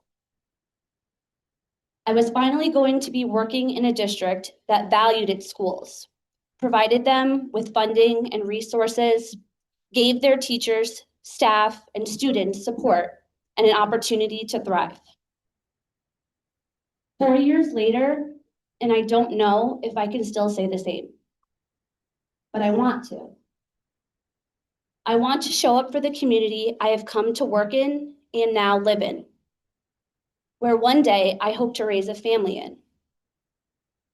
But the well-being of our school community cannot be an afterthought. It must be the thing we value most. As an educator, I'm used to achieving something with nothing, just as many of us in this room are. We give 100% every day, but that's 100% is from what we've got to work with now, not the 100% we could be giving if we had what we need and frankly, what we deserve. And you can give us what we deserve. To quote the words of Horace Mann, widely considered to be the father of public education, doing nothing for others is the undoing of ourselves. As educators, we will always continue to try our best to do something. And I ask that you all not be content with doing nothing. Thank you. Olivia Montero.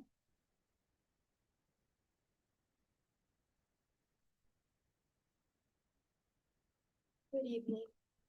I'm Olivia Montero, 22 Hawthorne Ave. I'm here to show you why budget cuts are not okay.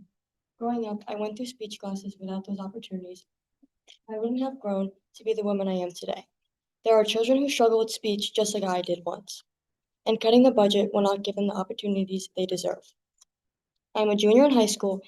I am a rising senior who is very excited and looking for my senior year, but due to budget cuts, it looks like my senior year might be miserable. Every year, all students look forward to Friday night football games, basketball games, volleyball games, and so on. We look forward to supporting our classmates. As a softball player, I wait all year for my season. I can't see a school year without my season. Being able to attend practices and games gets my head off things when I have a bad day. My softball team is my second family. I have played softball with all these girls since I was 10 years old. Cutting sports take away so many different opportunities like scholarships and most importantly, creating lifelong friends. My future is in your hands. I worked all 3 years in Shelton High School to get the education I deserve. Why push me back when you could lift me up and make me a better human for my future? Our futures are in your hands. Do not fail us. Thank you.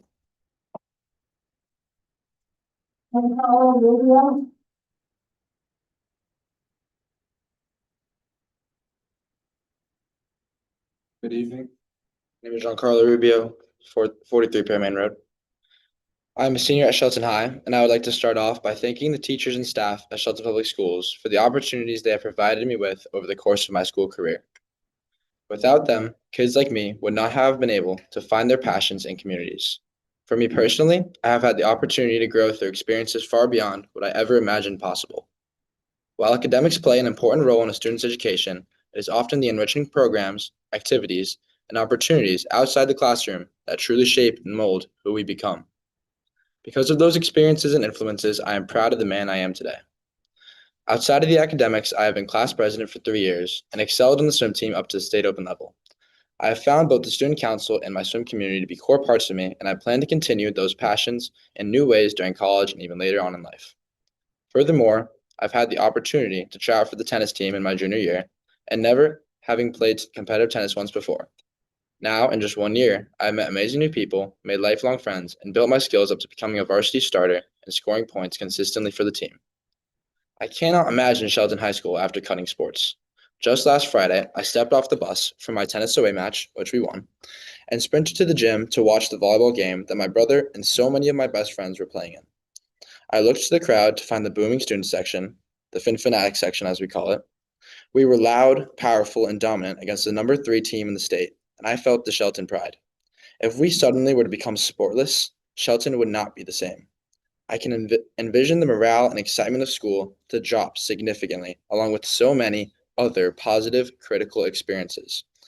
As I prepare to attend the University of Virginia in the fall for biomedical engineering, I reflected a lot on the amazing support system Shelton High has provided behind me. I've taken 12 AP courses, along with a handful of UConn dual enrollment courses to enrich my learning and grant me acceptance into my university that I would not have had without those AP college experiences. And yet, even with that rigorous and demanding schedule, the Shelton curriculum allowed for me to take multiple classes of PE, art, business education, and 5 years of Spanish. I've even gone to take a ukulele class. Variety in education is part of what made high school so memorable for me. It's sad to think that future Shelton students may not have these same opportunities and experiences I had. I would hope that as a community, we would not deprive our youth of the chance to grow, thrive, and become the very best versions of ourselves. As Ms. Reed said, you have the ability to make the change. You choose not to. Thank you.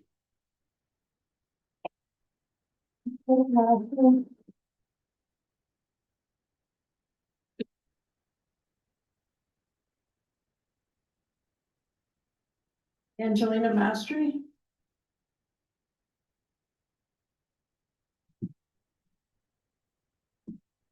Good evening. I'm Angelina Matei, and I'm here upon you as an upcoming junior at Shelton High School. Since my start at Shelton High, I've been able to participate in many activities that have helped me in various ways. For example, tennis. Tennis was my motivation at the end of both my sophomore and freshman year, and it truly helped motivate me through the school year. And it's a big relief to not have to go straight home and do more assignments and have the opportunity to be outside with my friends and play tennis.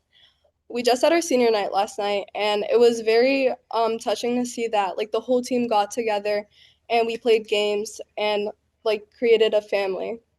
I have so many friends through I made so many friends through tennis, and I could look up to them, and even the younger players I see them as my sisters. In the summer of freshman year, I wasn't sure what sport I wanted to do for the fall, and then I had a friend who recommended volleyball. And I'm so glad that I took that opportunity because when I made the team, I was welcomed by all the players, and all of the events that we did together for the team, like team bonding, really helped establish the family. This year, the team managers and the coaches and the players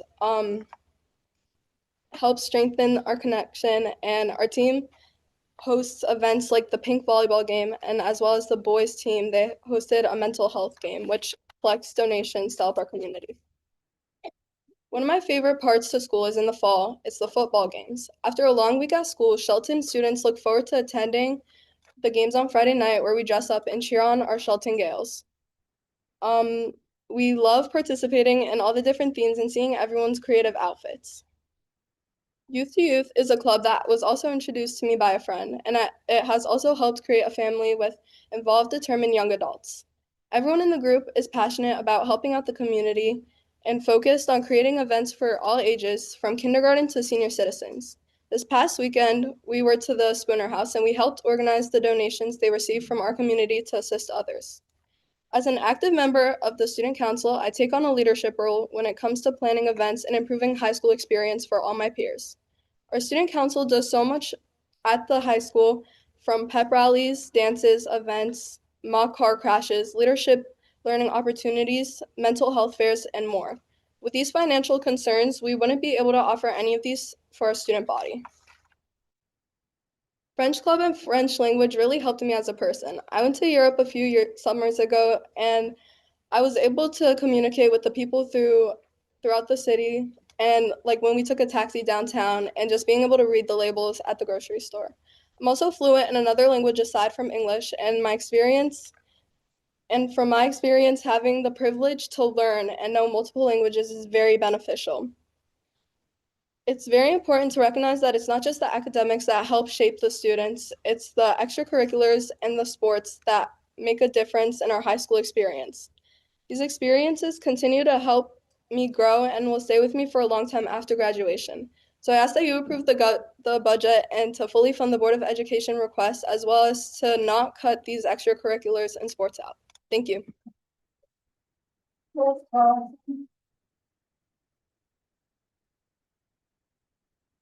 Rick Carlson.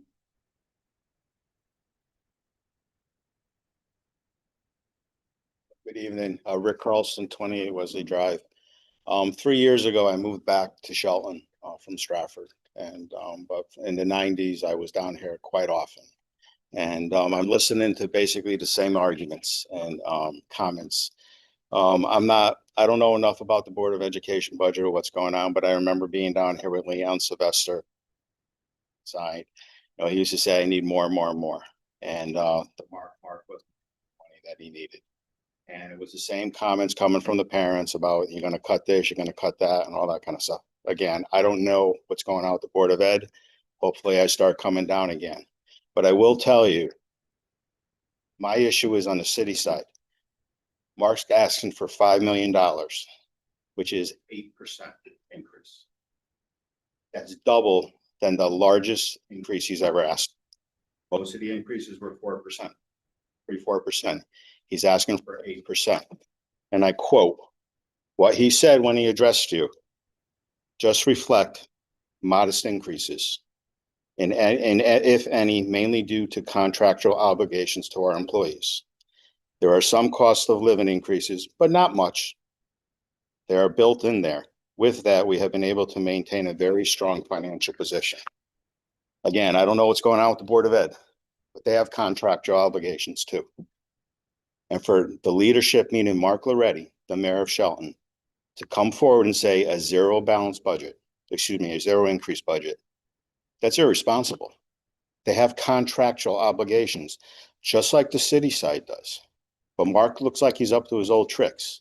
Sock it to us with an increase when the reevaluation occurs, and then next year he's going to claim it's a surplus because it's an election year. That's what he did for 15 elections. That's what Mark does. It's up to his old tricks. Leadership does not do that. He should be working with the superintendent of schools, shoulder to shoulder. And if they are overspending, he should tell me as a taxpayer where they are overspending. Because if they have the $2.3 million in their current budget, he should be able to say where it is. That's what he should be doing. And anything for these students, I don't know. I don't know what the budget is. I'm not familiar with it. But I don't like what I'm seeing because it's the same crap from 35 years ago. Same stuff. And the burden's on you. That burden's on the Board of Aldermen. It's on Mr. Angeles, but it's the same stuff. It's the same story. The faces have changed, except for one. Except for one. It's the same crap that's going on. And again, I don't have any sides. My issue is with the city side. Why is he requesting an 8% increase? Modest increase. 8%'s a lot.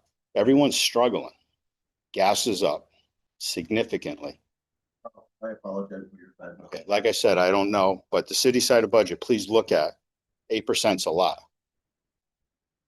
Molly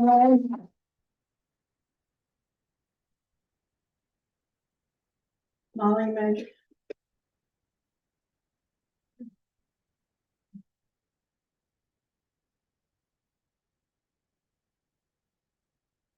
To the Board of Aldermen and Mayor Loretti, I'm the proud parent of 2 children, currently in the Shelton Public School System, but I'm also a veteran educator, first as a teacher and now as a high school counselor.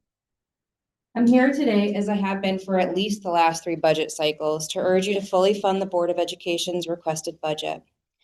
It's really sad and pathetic that as a parent of the oldest child only being a 6th grader, this is now my 4th time requesting the budget get fully funded.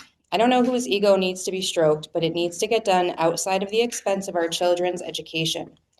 I'm sick and tired of having to request basic educational resources that should be the norm in such an affluent, up-and-coming Fairfield County town such as Shelton. It always seems to be a shell game. For years, this board has been warned that underfunding our schools would eventually lead to breaking point. We've reached that breaking point. The proposed flat funding or zero increase are not just numbers on a spreadsheet, they're an active disinvestment in our students, in our children's future. But voting in favor of the mayor's proposed budget, by voting in favor of that, you will be directly responsible in the underfunding and dismantling of our already scarce education system and abysmal resources. The reality in our classrooms, we're no longer talking about trimming fat.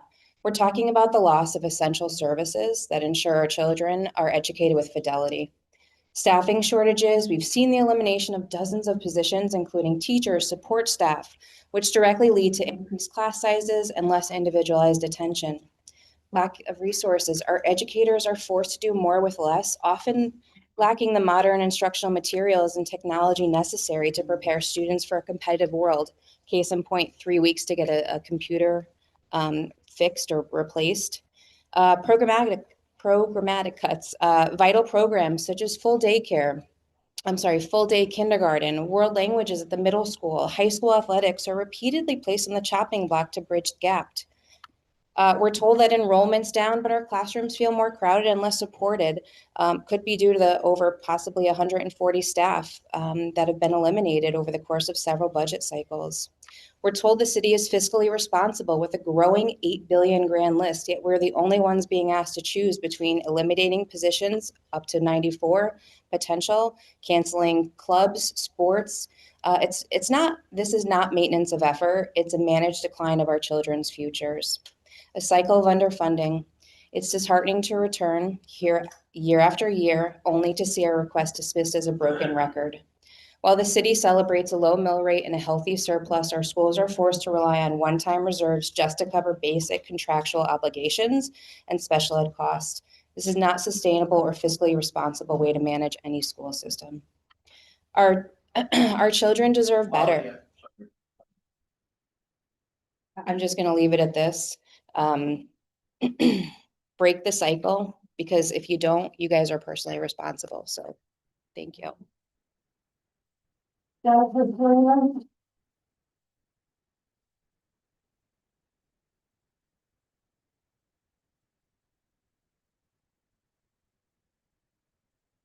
Good evening. My name is Dr. Jennifer Sinnel Swingler, 15 Valley Road. Members of the Board of Aldermen, members of the Shelton community. As a parent and proud public school educator, a professor of reading and educational leadership, I stand here to implore you to meet the needs of our schools and provide our children the education that they so rightly deserve. Please, please support our teachers and our administrators by supporting a funding needing to provide the quality experience they are experiencing in their schools. Please, please advocate and take the needed position that as a community, we are going to provide the funding needed to run a school system that supports the needs of all of our kids. A system that is innovative, forward-thinking, and student-centered. I'm here tonight advocating as a mom of twin kindergarten students who are just beginning their journey with Shelton Public Schools. Our family has 12 years ahead of us for me to be here with you and the other members of boards to advocate for my kids. I have to say that I'm disheartened that I'm already here to advocate what is so obviously needed to secure both the short-term needs of classroom practice and invest in the longitudinal growth of a school district that seeks to be competitive, sought after, and desired. While I'm a proud resident and a full supporter of the amazing school community of Mohegan School, I am saddened and disappointed that in 2026, we are even entertaining this conversation as the impact of teacher retention, rising costs, and growing needs of students in our classroom are so obviously needed. I listened tonight to the stakeholders here make such impassioned statements that were fiscally grounded, Shelton pride-filled, personalized, heartfelt about what the 0% budget or even the proposed minimum budget means for all of our kids. You've heard it over and over. There is nowhere to cut.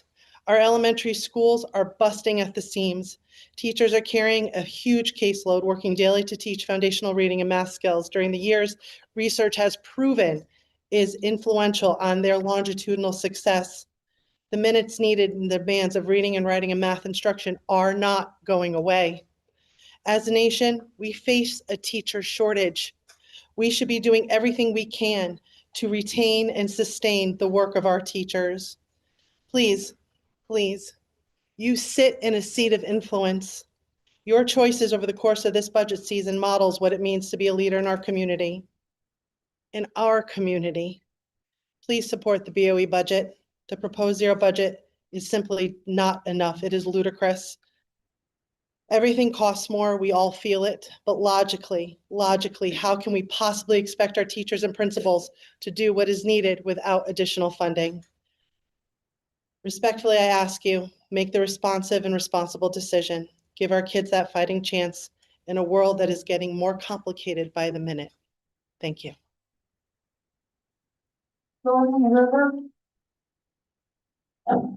Excuse me, I was just gonna ask, would anyone like to take like a 10-minute break? No? Okay. Jordan River.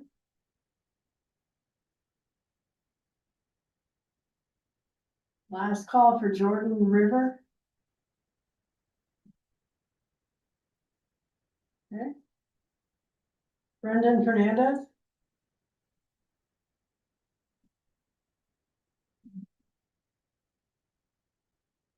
Hello, my name is Brendan Fernandez. I'm a 7th grade student at the Shelton Intermediate School. I simply just want to state the opportunities we as students would lose and miss out on. During my 2025 to 2026 year, I have many opportunities from my role in the school musical to having a part in the SIS Art Buddies program. I hope that by taking my part to speak will help allow kids to keep having the great opportunities as of this year. Thank you. Gabriella Veloso.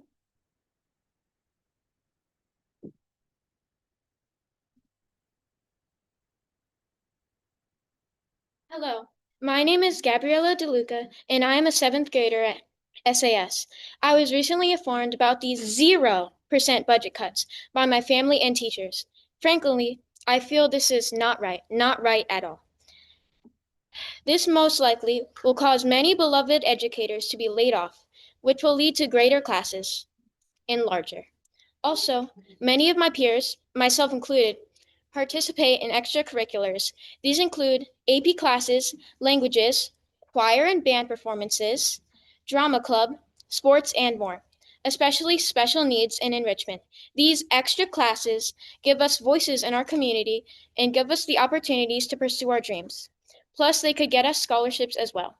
Lastly, these opportunities carry our education system and help students thrive. So, I highly recommend to disapprove the idea of cutting our budget and fully fund our schools. Thank you.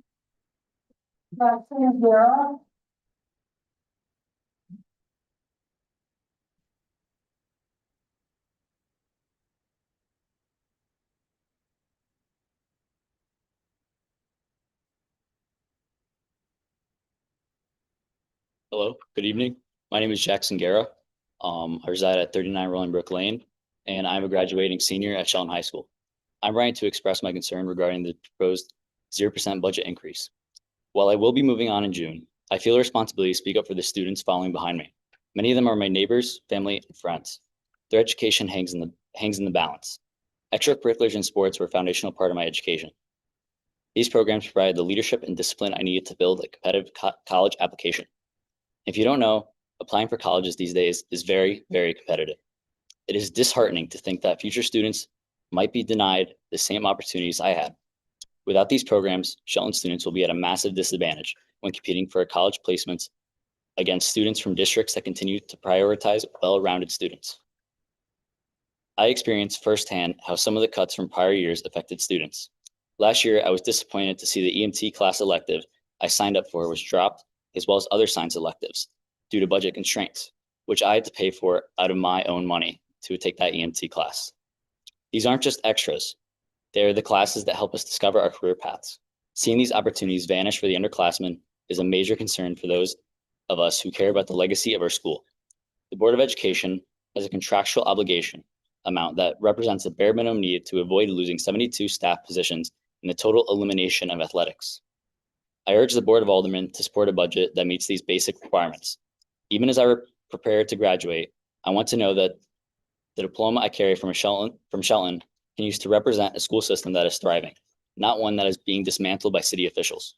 Please protect the opportunities that help me succeed for the students coming after me. Thank you.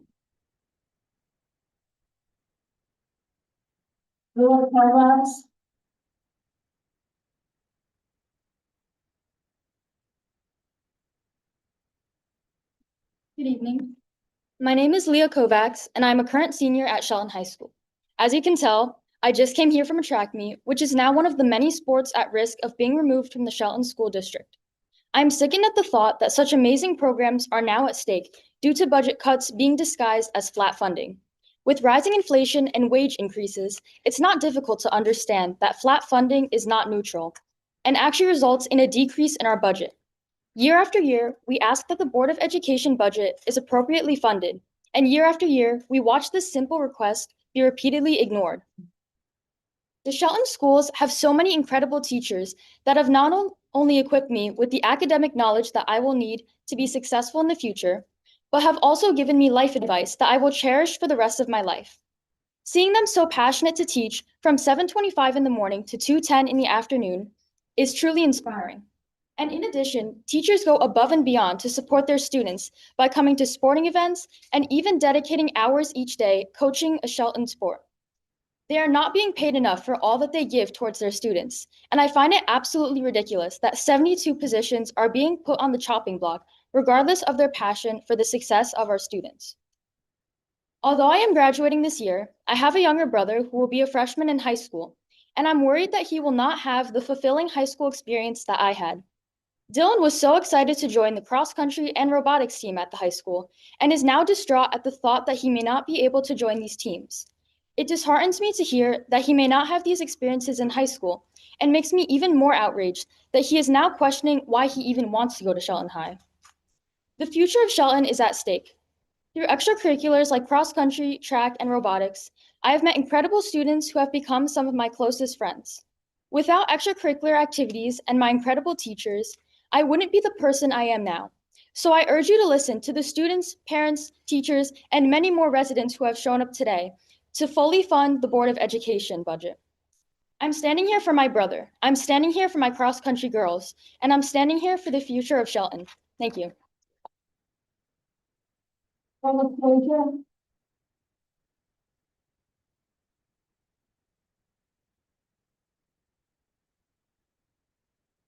Good evening. My name is Anastasia Bazil, and I just want to first say thank you to all the teachers that have come here today, because some of them I haven't seen since elementary school, and to see them advocating for me, for my siblings that are going to go to Shelton High, thank you so much. I just came here from a track meet. I'm a student athlete. I'm part of student BSU. I'm part of my student council, and I just want to say every single sport that I've done field hockey, I've done wrestling, and I've done track. All of these sports have taught me, field hockey's taught me community, leadership, wrestling has taught me determination, power, and track has taught me to communicate and to reach out and make new connections. These are crucial for our students. These are crucial for us to be a community. And I beg you not to cut these programs. These programs are the foundation of Shelton. These build upon our community and uplift us. If you cut these amazing programs, you're not just cutting a program that one student is participating. This builds our community. This enriches our community. And I find it very disappointing that this should even be a topic. We should always advocate for our students, because our students are our future. We are the future of Shelton. And if you cut us, you're cutting our future. And not only this, every single student that goes in the Shelton district is part of the community. And we are the future. So please do not cut us. Thank you.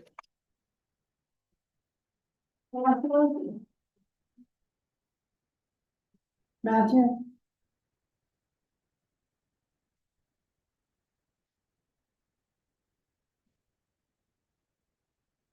My name is Matthew Quevedo. I live at 3 Murphy's Lane.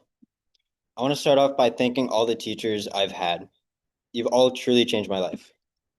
I'm a high school senior at Shelton High, and I'll be attending Cornell soon. I'm a part of the track team, band, and I've taken 13 AP classes in my time at SHS. My oldest brother, Robert, who will be working towards his master's at Cornell soon, was also a Shelton High student. He was a part of the band, soccer team, and a captain of the volleyball team. My brother, John, currently at Yale, was a part of the track team, soccer team, and also a captain of the volleyball team. It's safe to say that our parents are very proud of us and our accomplishments, and I want them to continue to be proud. I want them to see my little sister, Brooke, challenge herself taking advanced courses, and I want them to go to my little brother's high school soccer games, cheering a little too loud. They look up to us. The younger generation looks up to us, and if they aren't given the tools to follow in our steps, how can they feel like they've reached their true potential? How can Shelton keep producing top students and athletes when you're taking away from them? Teachers, advanced classes, and extracurriculars are essential resources in the growth of these students. It shouldn't even be a question. The future of the country is in the hands of these young students, and their future is in your hands. Do the right thing.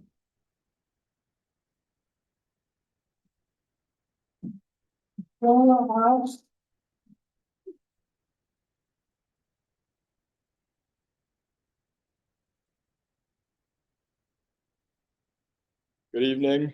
My name is Daniel Alves of 5 Sheehy Lane. I'm a junior in high school and a varsity athlete and participate in multiple extracurriculars and take multiple college classes.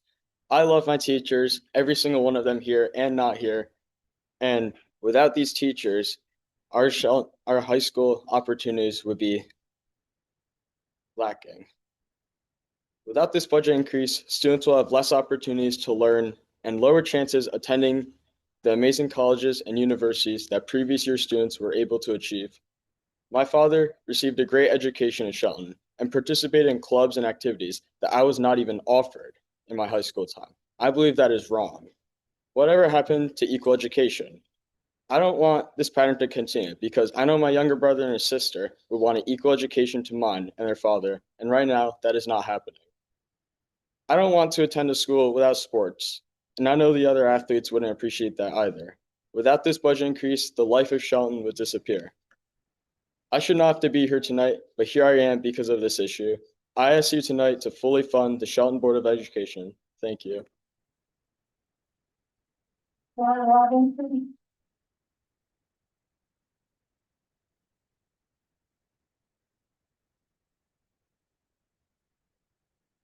Good evening. Good evening. My name is Earl Robinson. I reside at 23 Wakely Street. I'm currently a junior here at Shelton High School, and I'm also the student leader of our school's marching band and the founder of my own club here, the Shelton High School Student Filmmakers. When I first heard of the possibility about this budget proposal, I laughed. I audibly laughed, because tell me what a school is without its opportunity to have activities for its students. Once I realized that this was an actual proposal that was taking place, I stopped laughing, because this is no laughing matter for all of us. I want you all to look out here in this audience tonight, to all the staff, students, and parents, to our softball team over there, and to the track team in the back. While we may look just like a group of kids, we're much more than that in this school district, and all the activities that we had in it are because of that. These past years, I can confidently say that I've grown much more as a person than I ever have at any part of my life. And I'm more than certain that this is the same for all the students sitting here in this room, to everybody who had graduated from this school district as well. And because of this, is because of the activities and the opportunities that we have had here as students that are now being put on the line. By taking away these opportunities from us, you're depriving us of our ability to have this growth. I have these experiences last us not only for our time here at this school, but throughout our entire lives, as I'm sure all of you are aware. My growth personally has begun because of our band, and because of all the people that I've met in it, and all the opportunities that I've had to grow and come out of my shell. You could just ask my freshman teachers. I would not do this freshman year. And I'm more than certain, again, that this is the same for everybody sitting here in this audience. So please, if you want to pass this proposal that was set by the mayor, you're gonna have to stare into the eyes of all the student teams that are here today, of all the students and of all the parents and of all the teachers that are sitting in this room, and of all the teachers, parents, and students who aren't here now. To everybody in this district, you're gonna have to stare them in the eyes and tell them that this is what you think of us. This is what you think of our sports teams, this is what you think of our classes, and this is what you think of the district and of the experiences that we deserve as students. Thank you.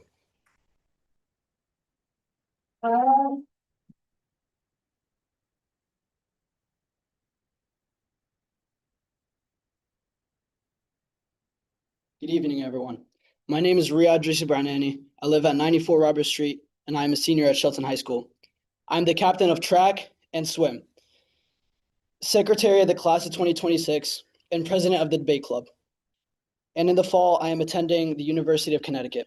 I stand here today because the programs being discussed are not extras. They are the reason students succeed. Sports, AP courses, clubs, and leadership opportunities gave me the direction, discipline, and purpose. They taught me how to lead people, manage pressure, work with others, and represent my school with pride. Without these opportunities, I would not be the man standing in front of you today. Track has had an incredible undefeated regular season and dominating the Housatonic division. Similarly, in the winter season, swim has also won our respective division title. Shelton is an incredible beacon of success in all athletic performances. When you cut sports and advanced courses, you're not cutting activities, you're cutting futures. Not every student succeeds the same way in a classroom alone. Some students find confidence on a track, in a pool, or in a debate room. Those programs keep students motivated. They keep students connected to the school. They push students to work harder and dream bigger. I also think about my younger brothers and sister. They deserve the same opportunities I had. They deserve the chances to join teams, challenge themselves through AP courses, and become leaders. If these programs disappear, students like them will grow up at a disadvantage compared to students in neighboring school districts that continue investing in their children. Students in Shelton should not receive fewer opportunities simply because of funding decisions. Communities are judged by what they invest in. If we invest in students, students will give back to the city for years to come. If we remove the programs that help students succeed, we risk lowering motivation, lowering achievement, and limiting futures. I ask you to think beyond budgets and numbers. Think about the students sitting in front of you today, students sitting in classrooms right now who are depending on these opportunities to discover who they are as a person and who they want to become in life. Please protect the programs that protect our future. Thank you.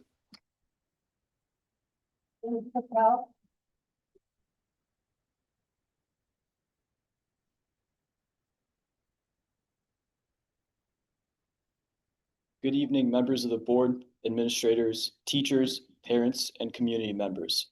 My name is Krisha Patel. I reside at 3 Redfern Ridge, and I'm the senior valedictorian of Shelton High School. I've had the privilege of captaining our robotics team, competing as a varsity tennis player, being the president of our FBLA club, taking 14 AP classes over the last 4 years, and this fall, I will be attending Yale University. But tonight, I'm not here to talk about myself. I'm here because students like me do not happen by accident. We are built by teachers who stay after school to help us understand calculus problems, by coaches who teach discipline and resilience, by robotics mentors who give students a place to innovate, collaborate, and fail safely until they succeed, by music programs, athletic programs, debate teams, art rooms, and every extracurricular activity that gives students a reason to stay engaged. When budgets are cut, those opportunities disappear first. I stand here today as proof of what full investment in education can create. Shelton invested in me long before I ever earned awards or college acceptances. Teachers challenged me. Programs gave me opportunities to grow. Coaches and mentors pushed me beyond what I thought I could do. There are younger students in this district right now with just as much potential as I had. Future engineers, teachers, nurses, entrepreneurs, researchers, and community leaders. But potential only grows when it is supported. If we cut teachers, class sizes increase and students receive less individual attention. If we cut extracurriculars, we narrow the path students have to discover who they are and what they can become. A school system should not aim to simply get students through graduation. It should aim to develop capable, motivated, and well-rounded people who will eventually give back to their communities. That requires investment. I know budgets are difficult, and I understand that financial decisions are never simple. But education is one of the few investments whose impact lasts generations. The students sitting in Shelton classrooms today will one day become the workforce, leadership, and future of this town. Please do not reduce opportunities for the next generation of students. Thank you.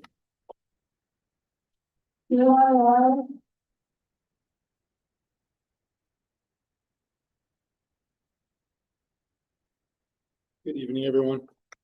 My name is Eli Elias, and I reside at 1 James Farm Road here in Shelton. First, I'd like to thank all the teachers, coaches, and staff members who have guided me throughout my education in Shelton Public Schools. I'm currently a senior at Shelton High School, and I've spent my entire educational journey within Shelton Public Schools. During my time at Shelton High, I've taken close to 10 AP courses, in which I took 2 AP exams in a row today, along with multiple dual enrollment UConn classes. Next year, I will be attending Boston University to study chemistry, and because of the academic opportunities provided to me here in Shelton, I'm potentially saving thousands of dollars in college tuition throughout the credits I've earned. Education is much more about academics alone. I am also a member of the boys volleyball team, where we are currently 15-0 and working towards winning both the SEC and Class L state championships.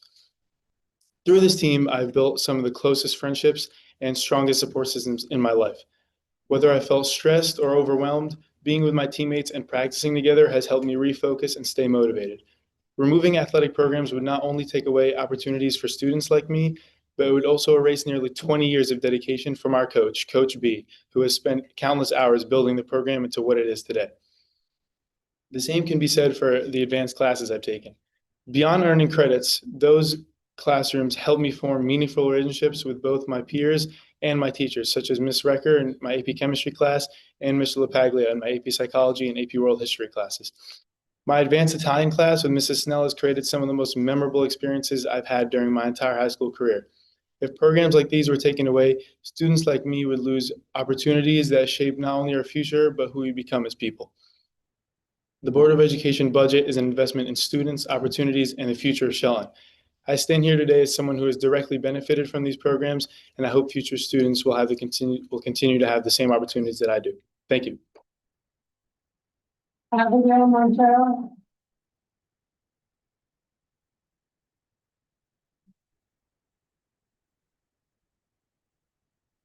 Hi, my name is Abigail Montero, and I am a 22 Hawthorne Ave, and I am a proud 2025 high school graduate from Shelton High School. During my time at Shelton High School, oh, by the way, I'm also studying elementary and special education right now at Southern Connecticut State University. During my time at Shelton High School, I was a 4-year varsity softball athlete, an honor roll student, and an AP student. Those accomplishments did not happen because I did everything alone. They happened because I had the teachers and staff members who believed in me, supported me, challenged me, and inspired me every single day. The reason I chose to become a teacher is because of people like Miss Frederick, Mr. Hill, Miss Eaton, Miss Connolly, Miss Sullivan, Miss Wood, Miss Landy, Mr. Masick, Miss Atkowski, Miss Everett, Miss Curran, and Miss Katuzny, the special education teacher at the high school. These are not just employees in a building. These are mentors, role models, and life-changing educators. They are people who stay late to help struggling students, who push students to believe in themselves, who show kindness when students are going through difficult times, and who genuinely care about the futures of the children in this community. As someone who is now studying to become a teacher myself, I understand even more how important educators like them truly are. Teachers shape confidence, character, and opportunity. They create safe spaces for students who grow not only academically, but personally. The impact they have lasts far beyond graduation. That is why I find it incredibly upsetting and disappointing that there is even discussion about getting rid of these amazing and inspiring adults. Removing educators who have dedicated themselves to students would not only hurt the school system, it would hurt generations of students who deserve teachers that care as deeply as these teachers do. I stand here today because of the support, encouragement, and example these educators had on me. Please remember that behind every successful student is often a teacher who believed in them first. These teachers deserve respect, appreciation, and support, not removal. Thank you.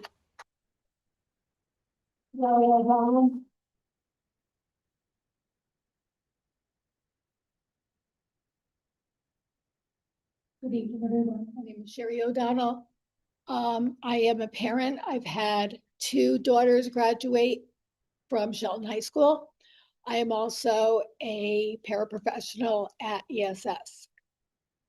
Initially, I wasn't going to talk. I was just here as a show of support, but after I listened to a lot of other people, kind of got my courage up to speak. I first started working in the Shelton Public School System in 2015 in the ALC classroom. When they split the classrooms up, I went over to Sunnyside, and we had 3 special ed students in our classroom with 3 adults. We have never seen that again. In that time, since then, we have quadrupled the number of students in just the ALC class that I've been in, with barely enough staff to support the students that are there. I am really disappointed in hearing the mayor's 0% increase. And my last statement is that I wish that he were here to listen to everyone and how they feel about the 0% increase that he suggested. I think it's something he needs to hear. That's it.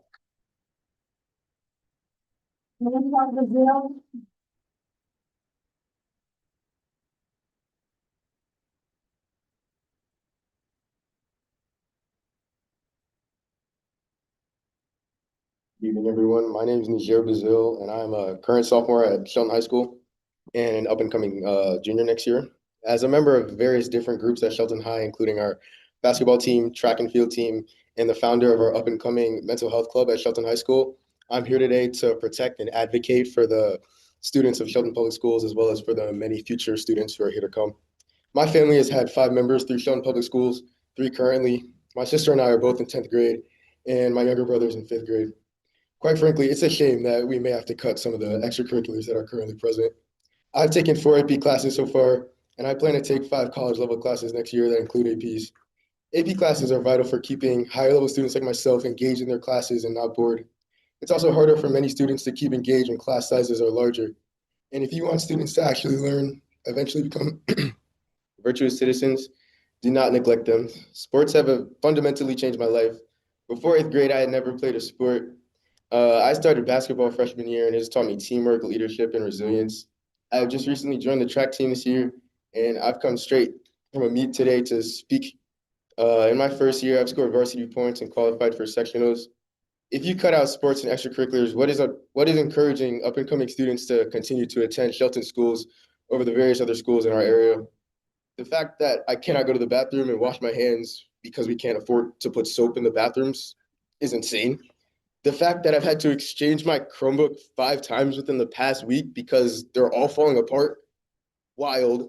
The fact that my teachers have to pay for all of their own school supplies just so we can do the assignments is insane. This is the reality of our current budget. This is my future, and I can't vote yet, but I've come here so that my voice is heard. I have to come here today to I've come here today to represent the students of our town personally, and I beg you, don't cut our budget. Please listen to us. We are the people you are affecting. I mean, look around you at the crowd of people who have come here to ask you to fund our future. This shouldn't even be a discussion. Do better.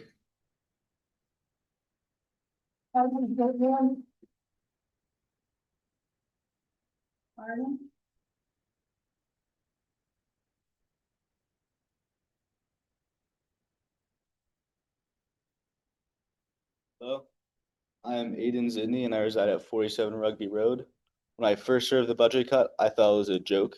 It was absurd that cutting sports and such a large amount of teachers could ever be worth the financial gain. When I learned it was a real plan, I was disgusted. As a senior in Shelton High School, I have been a captain in winter band and a member of track and cross country, as well as the treasurer of the Student Filmmakers Club. I've taken several AP courses, including an environmental online course that was not offered in the physical school. I could have not done this without the support of SHS. I'm attending UVM next year for environmental science. Without the support allowing me to take the online class, I would not have even known I was interested in the subject. By cutting teachers in sports, students' futures will be restricted. Scholarships and even the chance to go to a prestigious institution will be removed. Before I leave, I have to thank all the teachers and counselors who have helped me in my time at Shelton High School despite worsening conditions. We should not trade students' futures and teachers' livelihoods for money. And that is the question really being asked to us today. Thank you.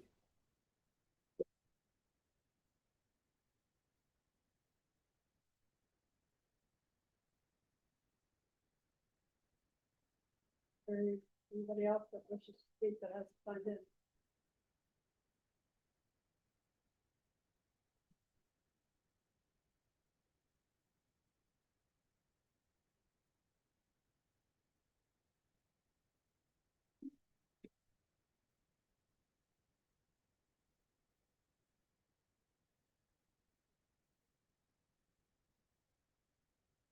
Evening, Alderman.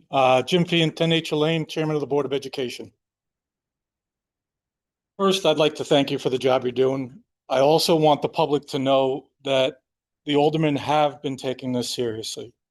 Councilman Duncan personally met with members of the Board of Education to wrap his arms around the budget, understand what we were asking for.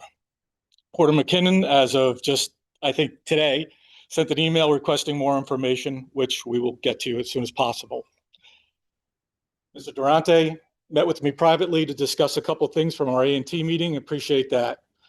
Alderman Perry also telephone call discussing the budget, which I appreciate, as well as Alderman Simonetti as well, asking questions on our enrollment of our teaching staff and our active people. I do appreciate, and I want the public to know that. They are taking it serious. But why are we here? None of you created this.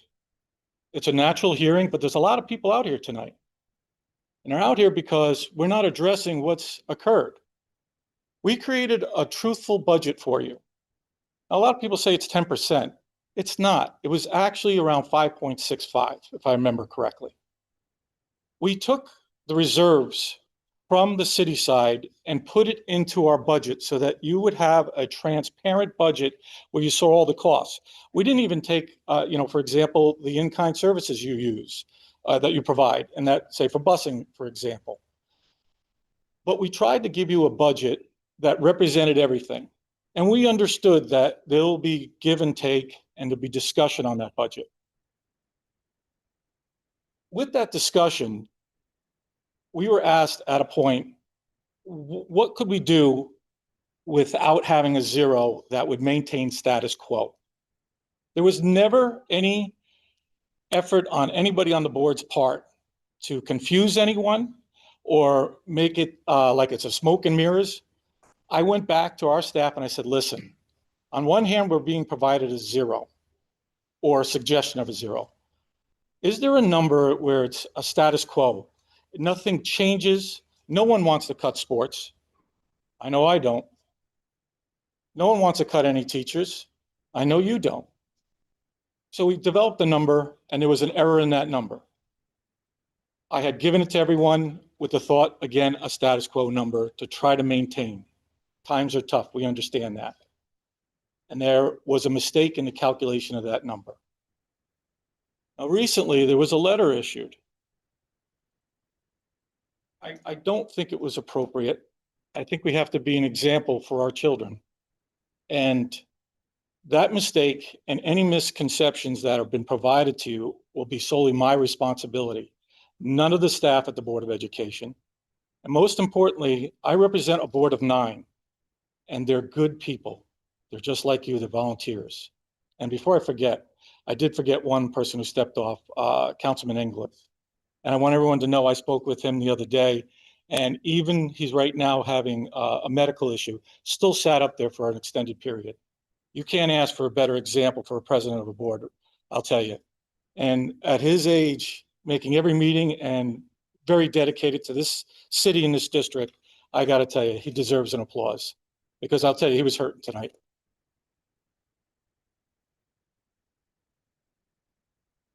So back to the subject at hand, to have made comments that were maybe you had reason because you're upset. I understand that. But I can tell you, I'm not going to ever engage in the politics of personal destruction. I believe in each one of you will find what the right decision is for you. I hope that you'll find that some level of funding that fully funds the board and not a zero. And I am available at every turn. Our staff is to meet with you, answer any question as quick as we can for you. And I think we've done that. And we're here to work with you, not against you. This is your community. These are your children. These are your neighbors, as well as mine. And I hope you'll give it the consideration you all have been doing. And again, I do express to the public that you have asked your share of questions and you have been engaged with us. And I appreciate that and I thank you. Thank you for your time.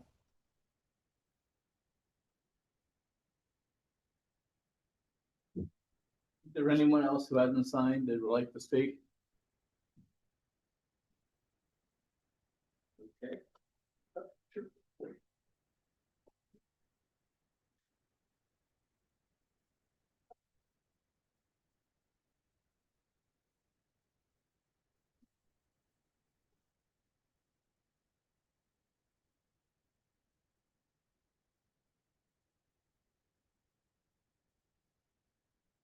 Good evening, my name is Alyssa Dempsey, 72 Wakely Street. I'm an educator here in Shelton at Sunnyside School, and 2 of my students actually came forward to speak tonight, so I figured I should as well. One had to go home. It was 9 o'clock by the time she got called. We have a field trip tomorrow, so we got to forgive that. That was Jordan River. Since my time here in Shelton, I've been here since 2016. Over 200 positions have been cut due to budget issues.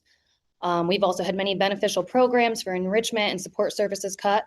And per the Board of Education's budget report from the last time I spoke in front of you guys 2 years ago, since 2017, we have gone from a negative difference of $12,390,000 in what they've asked for in funding but not received, to a difference of $16,690,000 shortfall as of the beginning of this school year. We had a $2.9 million shortfall in the 25-26 school year, and now the mayor has once again said no to any increase, which is resulting in would be an almost $10 million shortfall for the next school year. Most of these budget requests are to remain status quo due to lack of funding in past years, not to increase in the many other needs that we've been neglected. This year's request was hoping to fill the ever-expanding gaps that this budget has created. And the biggest need that we can't meet due to these continued cuts is the staffing required to serve the special needs community here in Shelton.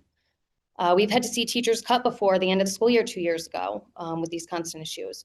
Our special education teachers, paras, tutors are taking on caseloads of increased sizes and struggling to meet the IEP hours for each student because we can't afford to hire more full-time certified staff. I've taught classrooms as high as 29 students in a testing grade with all different learning levels, which is a task all of in its own. But we're now asking kindergarten teachers in our school, 2 classrooms, 29 students each, do the same thing with our youngest learners. Some of these kids coming in this school year at 4 years old. These students can't possibly receive what they need and class sizes this high, and it's put a strain on those educators as well as the support staff that daily has to help them just survive through the day. Imagine that being your child's first experience of school. Pretty scary. Shelton has the lowest spending per capita per student and compared to our neighborhood towns. Per Connecticut Gov's data for the 25-26 school year, Shelton spent $19,330 per pupil. This was lower than the state average of $22,000 to $25,000 per student. And it marks us lower than neighboring towns like Ansonia, Derby, Seymour, and Stratford.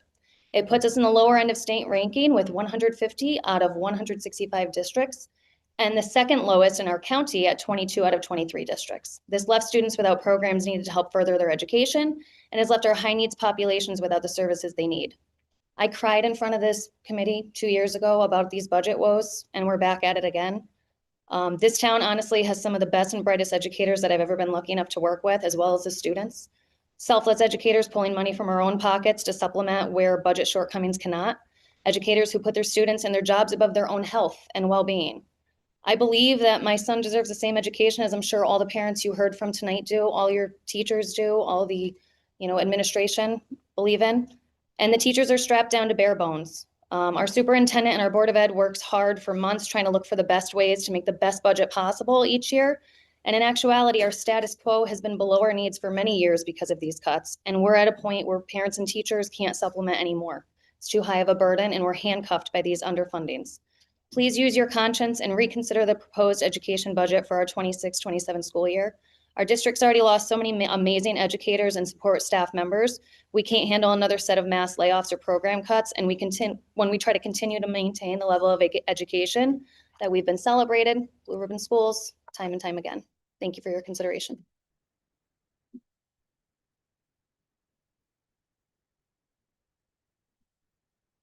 At this point, I didn't see anyone else that had their hand up that wanted to speak. So we're gonna make an assumption that we're good. I want to thank everyone who came out today, took your personal time to come and address the Board of Aldermen. And on behalf of the Board of Aldermen, I'd also, I'd like to thank everyone. And particularly, I would like to thank the students that came out and spoke. I think that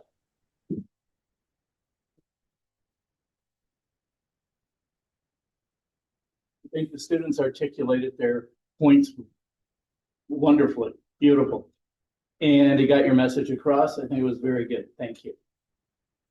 At this point, I'd like to ask for a motion to adjourn. Second. Any discussion? All those in favor? Aye. Aaron, thanks again for your time.